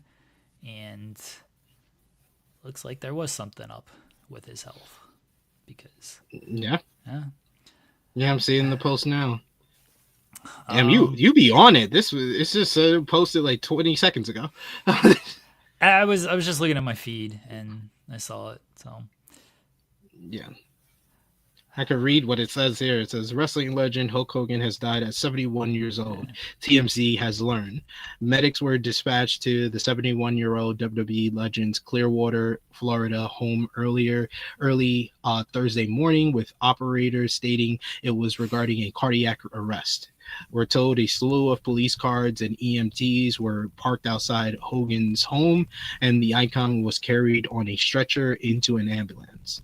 Just a few weeks ago, Hogan's wife, Sky, denied rumors he was in a coma, stating that his heart was quote-unquote strong as he recovered from surgeries. We broke the story late last month. There were rumblings Hogan was on his deathbed, but we were told at the time he was just dealing with the symptoms of a neck procedure he underwent in May. R.I.P. I'm not going to tell anybody how you should feel about Hulk Hogan and everything he has done. I will say, for myself, grew up huge Hulk Hogan fan. Had the red and yellow, loved him in WCW, was a fan of him as a kid. As I got older, learned more about him, did not care for him. I think he is a racist piece of shit. And the person, Terry Bollea, didn't seem like the greatest person in the world. No. And there's very much evidence that he was not a very good person. Doesn't take away from the memories I had of him as a kid. I can still enjoy when I watch Hulk Hogan stuff and his he did a lot of dumb stuff in WCW that popped me because everyone knows how much I love dumb stuff. Literally just said on this show, he's in my favorite match of all time. I can enjoy things he did in the professional wrestling world. I think the person is a piece of shit and a racist. That's where I'm at. Yeah. However you feel about things is however you feel about things. I'm not going to tell you I'm feeling differently. I'm in the similar boot as you. Like, Hogan was one of the first wrestlers that brought me in and kind of grabbed my my attention and my imagination as a kid. But yeah, the more I learned about him, even pre racist piece of shit and a lot of his politicking backstage and how he got a lot of the opportunities that he's got and snaked a lot of people, it rubbed me the wrong way then. And then to learn that he was a racist piece of shit, like you said, just totally turned me off to the point that we stopped referring to him as Hulk Hogan over on True Hill Heat, and we just called him Terrence from Florida for the past 6-7 years. So yeah. It's like I think that's what a lot of people today is going to be. It's going to be a lot of conflicting thoughts, and you're going to see kind of the people on one side of the fence, the people on the other side of the fence, the people that are on the fence in regards to how to feel about someone who has this kind of polarizing legacy to them.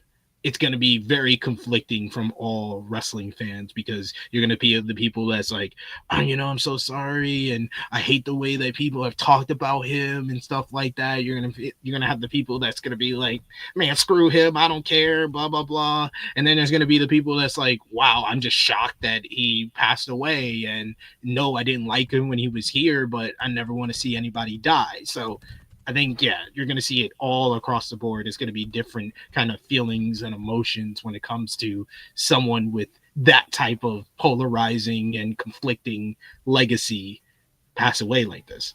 Yeah. Yeah. And don't tell anybody how to feel about this, please. I think our audience is smart enough to do this. I think our chat is smart enough to do this. But if you are listening and you want to comment under somebody's post who says like fuck Hulk Hogan, don't be like, he's a wrestling legend, like what do you mean like, just have your own thoughts and feelings about it. You're more than welcome to your own thoughts and feelings about this, but don't tell anybody else how they should feel about Hulk Hogan passing. And like, you gotta respect the legend, or he was a racist,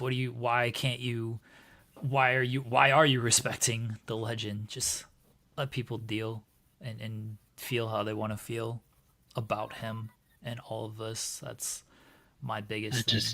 I just heard my missus react Yeah, I sent her the tweet, and I just hear her in the background. No, like I don't know how she's always had her own feelings, because I think like she's grew up in the business, so she never really liked Hulk Hogan. So I was kind of surprised that she just reacted that way. Yeah, my wife texted me and just said, "Oh fuck," when she's on a delay watching the show, and then she heard me say it.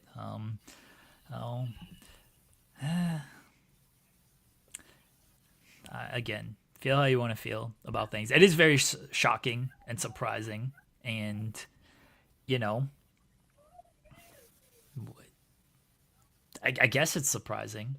I know Bubba the Love Sponge, not the most reputable person when it comes to this, has been saying this for months or a month. You know, he said on June 18th, he said Hulk wasn't doing well. He was in the hospital, alluding to Hulk being on his deathbed. Bischoff shut it down. Hogan's team shut it down. His wife shut it down. Jimmy Hart just shut it down and said Hulk was doing great. And then here we are, a couple days later. He's not doing so great. No. And what's the future for real American? Who gives a fuck about freestyle real American wrestling? Freestyle.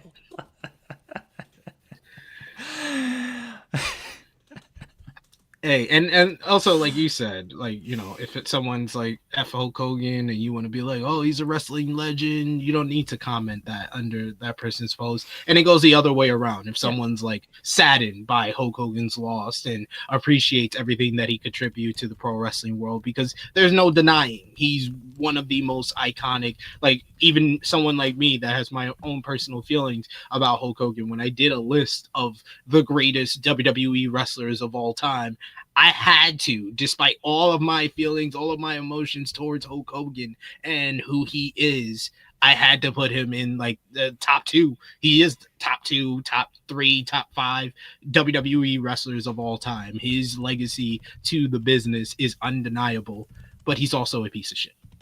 Yeah. I don't even care of the like wrestling politicking stuff, because that's wrestling. And like, do I think he screwed a bunch of people over? Yeah, 100%. Yeah. But it's part of wrestling. When it comes to that, I think it does make him, you know, not a great person behind the scenes. When you admit you are a racist, and when you try to say, I think everybody's a little racist, like, no, dude. when you don't actually apologize for what you say, you apologize that you got caught. Yes. And you try to give cautionary tales to younger wrestlers of, you got to be careful what you say, because, you know, somebody might be listening. Yeah, no. Yeah. So he's not a good person. Not a good person at all. And there you go. Yeah. Shocker. Yeah, Jimmy Hart didn't say that he was out doing karaoke. Jimmy Hart said Hulk is doing well, but that Jimmy was doing karaoke with Nick. It wasn't very clear that Hulk wasn't there, but my interpretation was that Hulk was not there. But he literally said Hulk is doing great. He's doing phenomenal. So that was that. Will there be a TNA tribute? They'll have a graphic. They'll 100% have a graphic. There'll be a tribute definitely on SmackDown this week for sure. Yeah, they'll do something on SmackDown for sure. They'll probably do something on Raw. And there's going to be a whole bunch of discussions on podcasts like, oh man, those fans were wrong for doing that to him at the Raw in January and stuff like that. I already know. I already can see it coming. The discourse of this.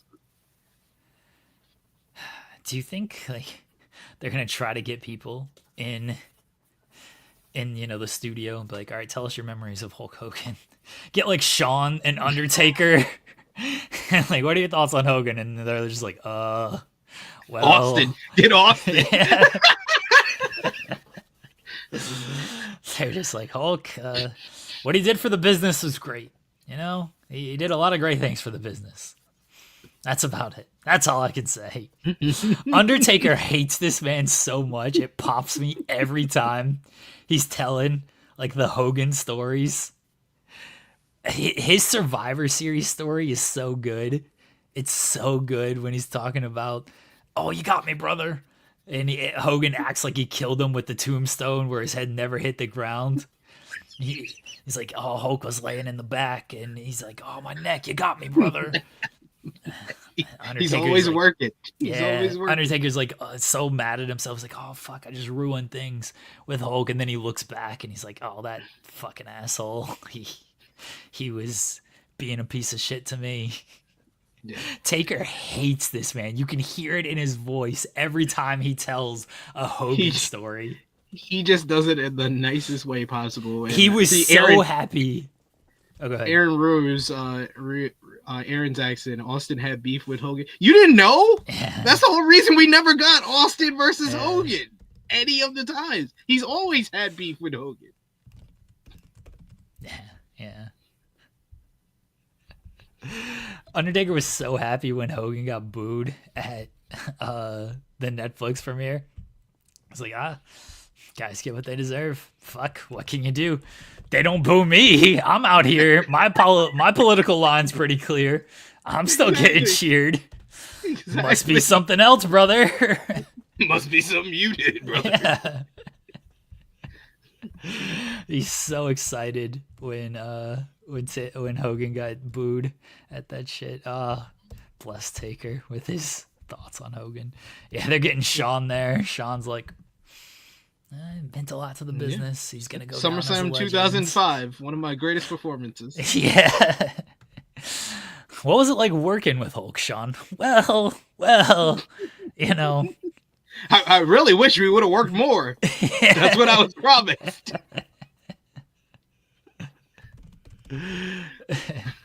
Get Brett in there. Dude, if they got Brett doing shit, that would be amazing. That would be fucking amazing if they got Brett in there. Tell us your thoughts on Hulk Hogan, piece of shit. That's it. That's it. Do you care to elaborate? No. You saw WrestleMania 9. Hulk Hogan was a liar and a backstabber. He's a piece of shit. Oh, man. Anyway, R.I.P. Hulk Hogan. R.I.P. Oh my God. I can't. Why does this have to happen when we're live?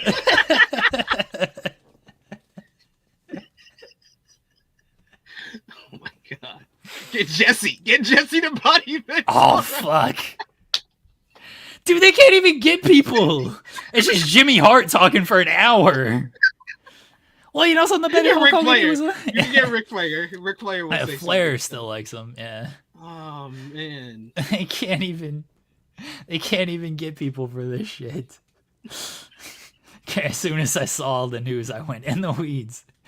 Imagine coming to us for like your Hulk Hogan breaking news, and we're over here just giving other wrestlers thoughts on Hulk Hogan and how much he sucked. Yes, Benjamin Shelton. I forgot about that. Oh my goodness. Why did this have to happen? AEW tries to put together a package. They're like, anybody want to share thoughts on Hulk Hogan? It's just like Jericho. And he's like, well... be like, hey, Sting, can you tell us about Starrcade 1997? Yeah. Jericho's like, he's a legend. He was one of the top figures. Oh, our numbers went up so big after this because people probably just saw that like Fightful is live and they're like, oh shit, let's go to Fightful and see what they have to say. Meanwhile, it's me and you, like the worst two people to talk about this shit. It's me. All I remember. As a black man, SP3, how do you feel about this racist dying? How you feel about the leader of the KKK passing away, huh? Oh my goodness. Yo, like I tried at first to kind of give the balance of Then we got off the rails as we always do. Then we got off the rails. We started going through all the possible people who could come on and do a tribute for Hulk Hogan, and it's Jimmy Hart and Ric Flair. Oh man. I'm trying to like write the article on him passing as well. I'm just like TNA is gonna do a tribute, and it's just Dixie Carter holding on to his leg as he walks away for the final time. That final thing that they did with him. They can get Bubba. They can get Jeff. Jeff Hardy will probably say something good about him. Maybe Immortal. Yeah, Bubba will probably. Dude, crap! Somebody's gonna be like Hulk Hogan passed away. Anyway, the G1 Climax. That's gonna be anyway, Tyler the Creator came out with an album this week. Oh Jesus, man! I have to do another show today. And it's with Jimmy. Oh my God, I gotta ask Jimmy on his thoughts on this. Jesus Christ. Oh, Joel, man. get the Hogan thumbnail clip ready. I'm gonna clip this, and this is gonna be a very sad clip. I'm gonna clip this, and this is gonna be the clip for the day. Yeah. Oh man.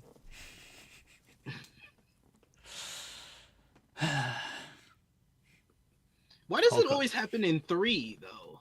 Yeah, I was thinking about that. Because I literally said that to my missus earlier this week. I told her I was like, yeah, you know, I was like, it always happens like this where it's like 3 celebrities in a row. It's like when Michael Jackson passed away, it was the same thing. And literally, she did tell me because she just messaged me to remind me. She was like, "Did I not tell you when I said it was gonna?" It was like, "There's probably gonna be a 3rd one." She was like, "It's probably gonna be an old school wrestler." She literally said that to me. She was like, "I'm psychic. I told you." This is what she just messaged me. She was like, she did say that. She was like, "I think it's gonna be like an old school wrestler. I just have a feeling." And here we are.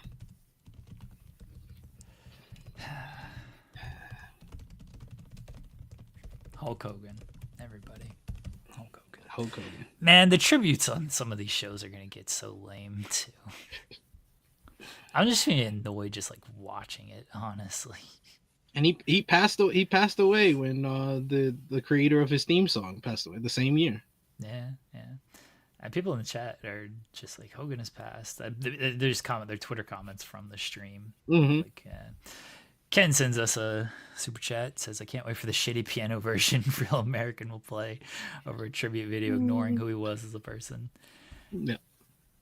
Oh, my friend Sammer just messaged and is like, Hogan died. I'm gonna get his thoughts. I'm gonna say, "Yup." He's in the same boat as me from what I know of Sammer. He's probably gonna be like, "Oh, that sucks. He was, a lot of good memories as a kid." And he's like, "But he was a racist, so fuck him." When it comes crashing down and it hurts inside. Shout out to you, Micah, Iron Sheik. Fuck the Hulk Hogan. Yeah. Appreciate you, Micah. I'd pour out some mana right now if I had some mana to pour out. Actually, I would drink it. I wouldn't waste it on Hulk Hogan. I would make sure to, Also true. It's drink. Yeah. Oh yeah, they're gonna do. They're gonna do the graphic and the 10 bell salute and the moment of silence. They're gonna get everybody out there on the ramp and all this stuff. Yeah. Like, man, his contributions to wrestling can't be ignored. As much as we are joking around, sort of, with things like the contributions to wrestling in the 80s and 90s can't be ignored. And a lot of good childhood memories that got ruined because he ruined them. It ain't nothing that it's his own doing if your childhood memories of Hulk Hogan got ruined. Yeah. This isn't like, oh, the memories of him are tainted because of this happened or that. It happened because he said things. He did things. That's why the childhood memories got ruined. He ruined his own legacy. Like there's nothing that anybody else did to him and stuff like that.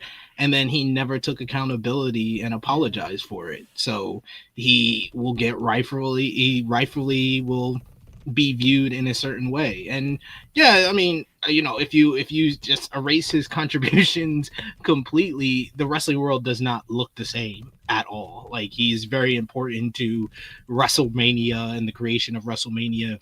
If Vince McMahon does not have Hulk Hogan, maybe there isn't a WrestleMania. And he headlined the first 9 WrestleManias, and not a bunch of great matches. If you're into great matches, he's not that, but he is a big star who was influential in where wrestling went going into the mainstream and what it was able to accomplish with the rock and wrestling era and that boom period where, despite him being very greedy and not the best person behind the scenes, a lot of people made more money than they ever could because Hulk Hogan was on top and because they got to wrestle on those same shows as Hulk Hogan.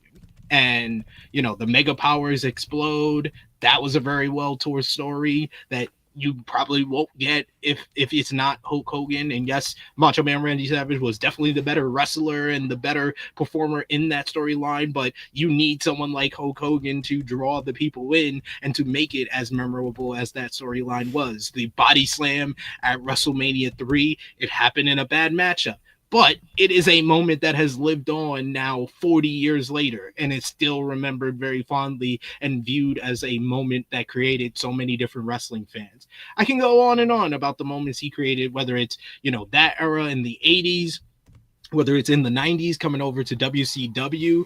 And, I was watching WCW before Hulk Hogan came because I got drawn in by Sting and Vader. But I can't deny I was more interested into WCW when Hogan comes over in 1994. I still remember the big first main event matchup against Ric Flair at Bash in the Beach 1994 and Shaq showing up and all these celebrities that were drawn to professional wrestling because of Hulk Hogan and the star that he was able to craft himself to be. And the NWO moment, despite my feelings on Hulk Hogan, like I said, with the 10 greatest wrestlers of all time, 20 greatest wrestlers of all time list, when I had a list of the biggest heel turns of all time, Hulk Hogan joining the NWO will always be that. And the NWO would not have been as big and as influential as a stable as they were without Hulk Hogan.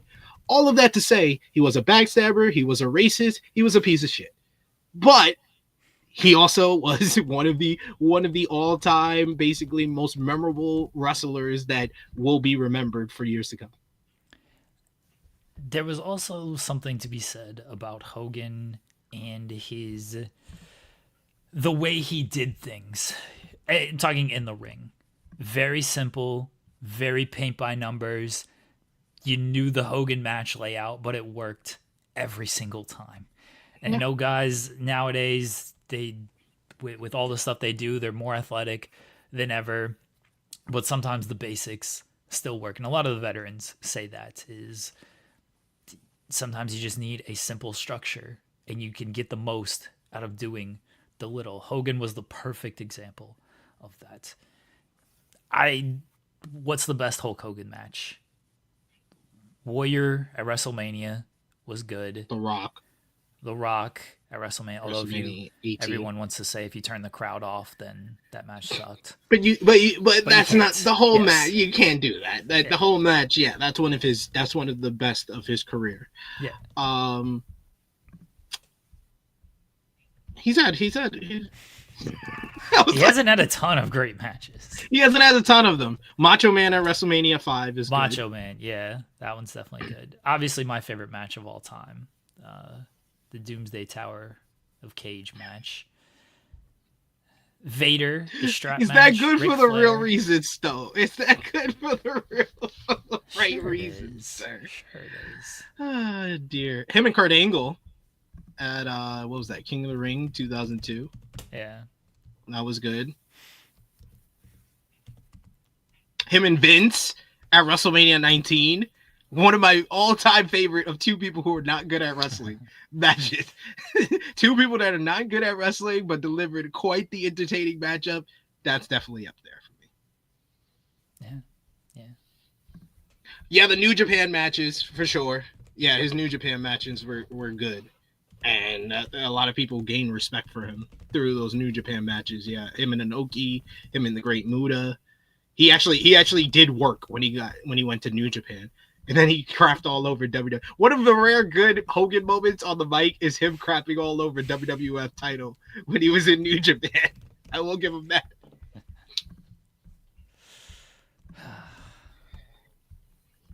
Hulk Hogan has passed away at age 71. And feel how you want to feel about things, everybody. We're not here to tell you how you think you should feel or how you do feel about things. Like, however you feel is how you feel. He had good memories in the ring with wrestling, and then behind the scenes, and Terry has not so good of a person. Yeah.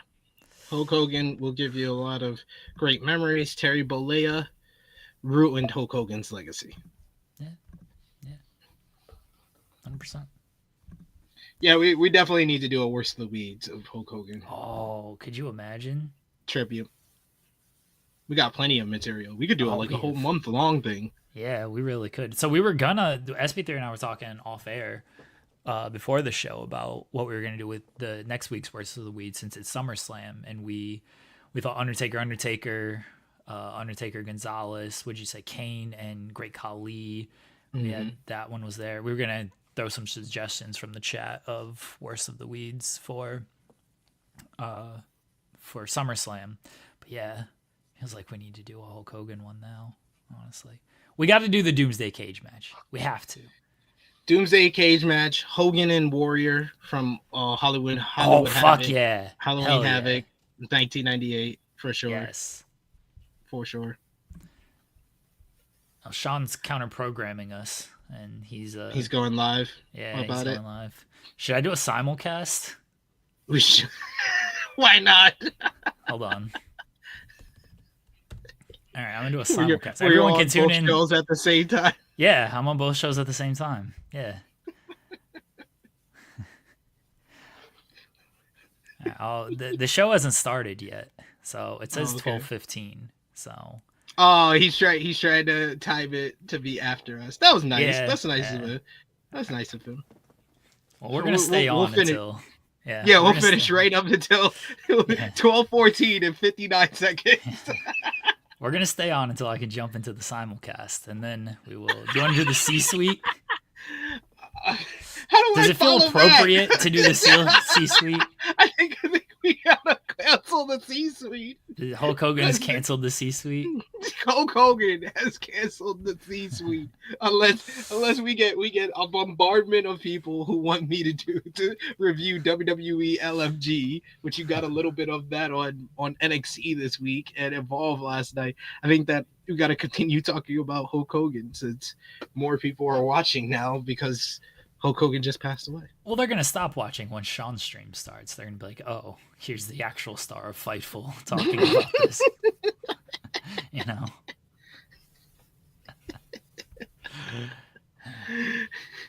We'll wait till Sean goes live and then we'll talk to you. Don't turn to that other channel. Sean Ross Sapp is about to talk about Hulk Hogan. Another white guy talking about Hulk Hogan.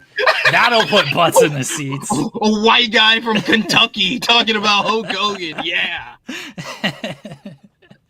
That's all he's going to do. He's going to talk about Hulk Hogan. He's going to crap on him like we did.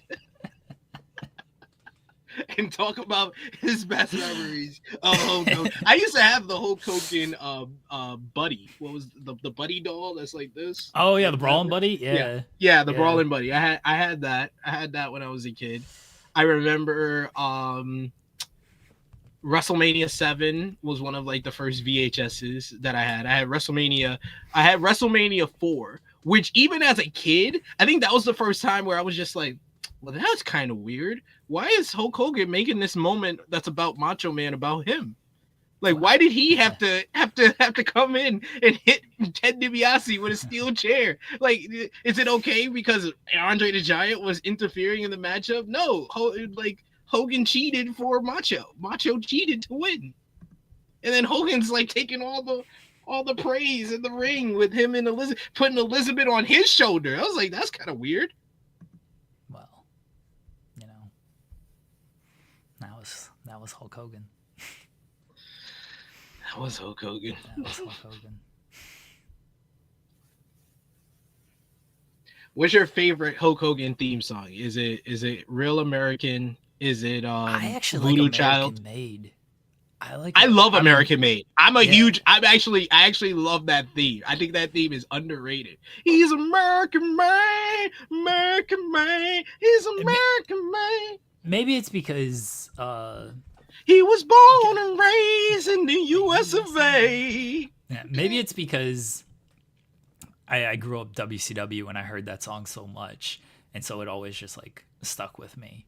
But yeah, I always liked American Made. Like Real American's great. Voodoo Child. I mean, Voodoo Child's a Hendrix song, so you know, it's a Hendrix. Let's have a good time. And Hogan did have some banger themes. He did. That's one thing you can't deny about Hulk Hogan. He had some banger themes. Those 3 songs, yeah, Real American is iconic. Voodoo Child is freaking Jimi Hendrix, and you will always like. There are a certain amount of wrestling fans that grew up in the '90s that you will hear that song, and all you will see in your head is Hogan with the NWO title, doing the air guitar with it. Like, yeah, the NWO theme, which he came out with for a long time as well. Yeah, did have some good themes. That's about all though. Vala sent a super chat. I assume Hogan chose to be cremated because ain't no way he's getting buried. That's a good one. I'm gonna use that, Vala. I'm gonna use that. Yo, that is crazy. I gotta give it to Zito. That is crazy. He's like, I kind of can't believe Vince outlived Hogan. Vince is gonna outlive us.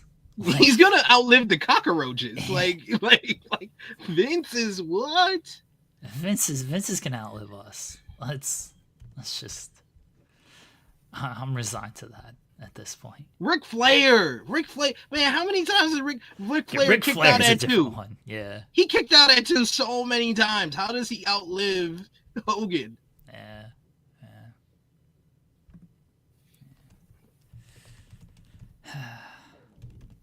All right, we're gonna end here shortly, everybody. But I'm gonna simulcast. Oh, Sean's now scheduled. He's scheduled it to 1.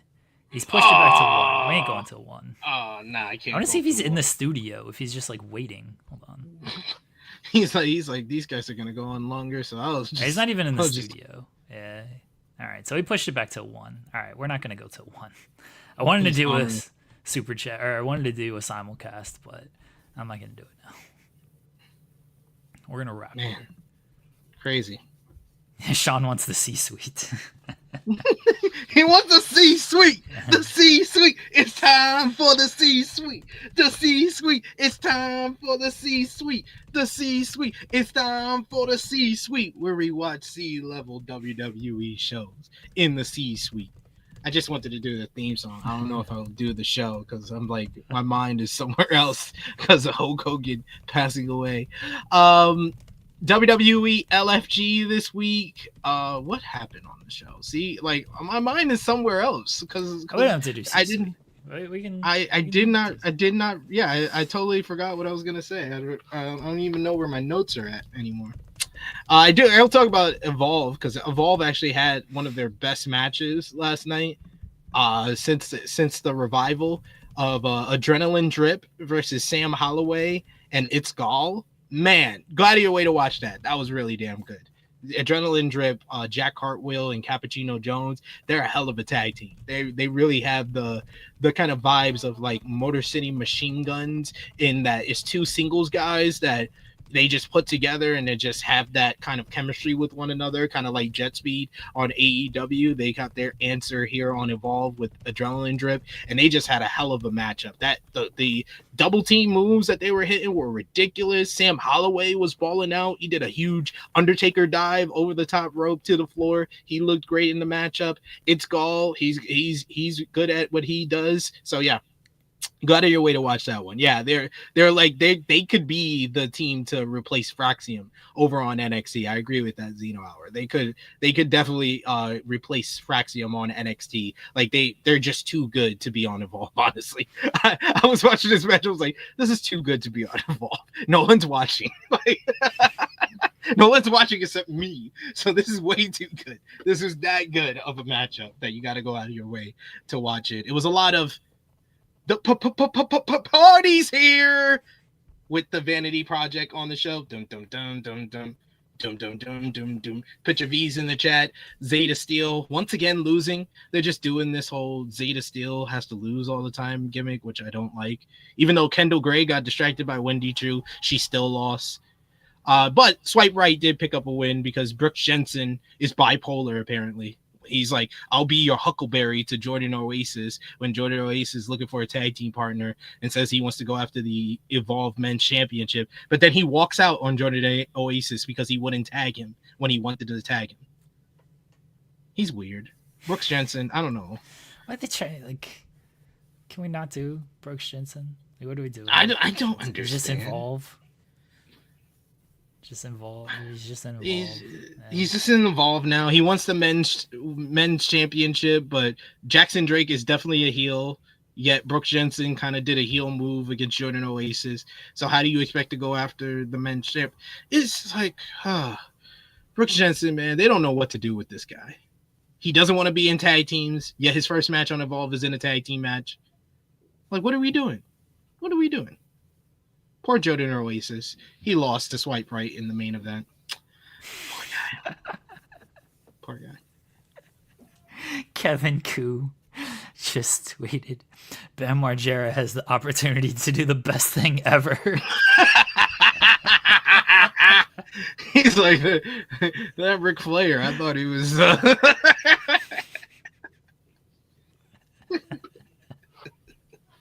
Oh, man, that would be awesome. Bless security guard Kevin Koo.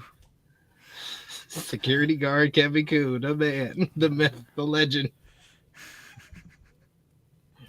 Oh man, that would be awesome. That's awesome. Oh God. All right, Sean will be live at 1, and he'll talk about Hulk Hogan. Good luck with that, Sean. Appreciate everybody. Hold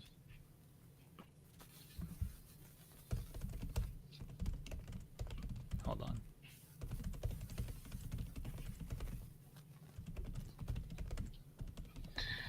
Yes, we appreciate y'all. Any new viewers who chimed in. We are here 5 days a week, every weekday, Monday through Friday, 10 a.m. Eastern time. Joel Pearl is here on Mondays, Wednesdays, and Fridays with Jeremy. I'm here every Tuesday and Thursday with Jeremy. Jeremy's here every single day. So if you love Jeremy, you get a lot of them here on this channel. And we're probably the only podcast that will get breaking news of a wrestler dying, and we just wind up laughing for a good 5 minutes because the person who died was a racist. Yes. Appreciate it, everybody. We'll be back tomorrow. Thanks everybody for tuning in, and apparently Coexisting is today at 3 Eastern with Rob and Maggie, so everyone can watch that. There's no spotlight today.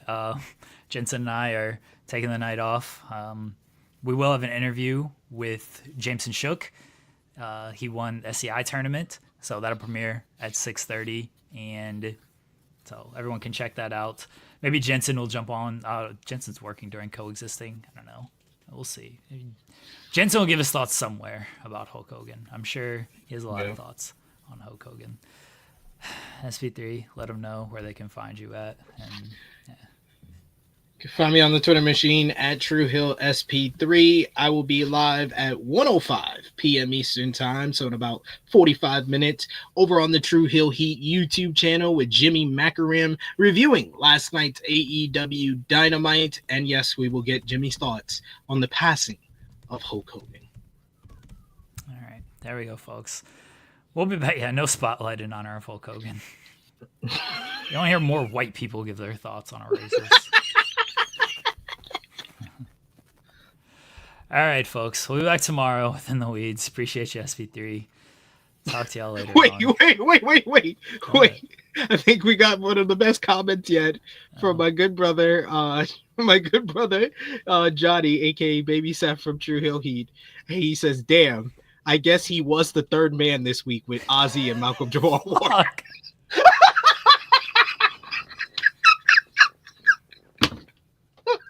I think that's the best way to close the show.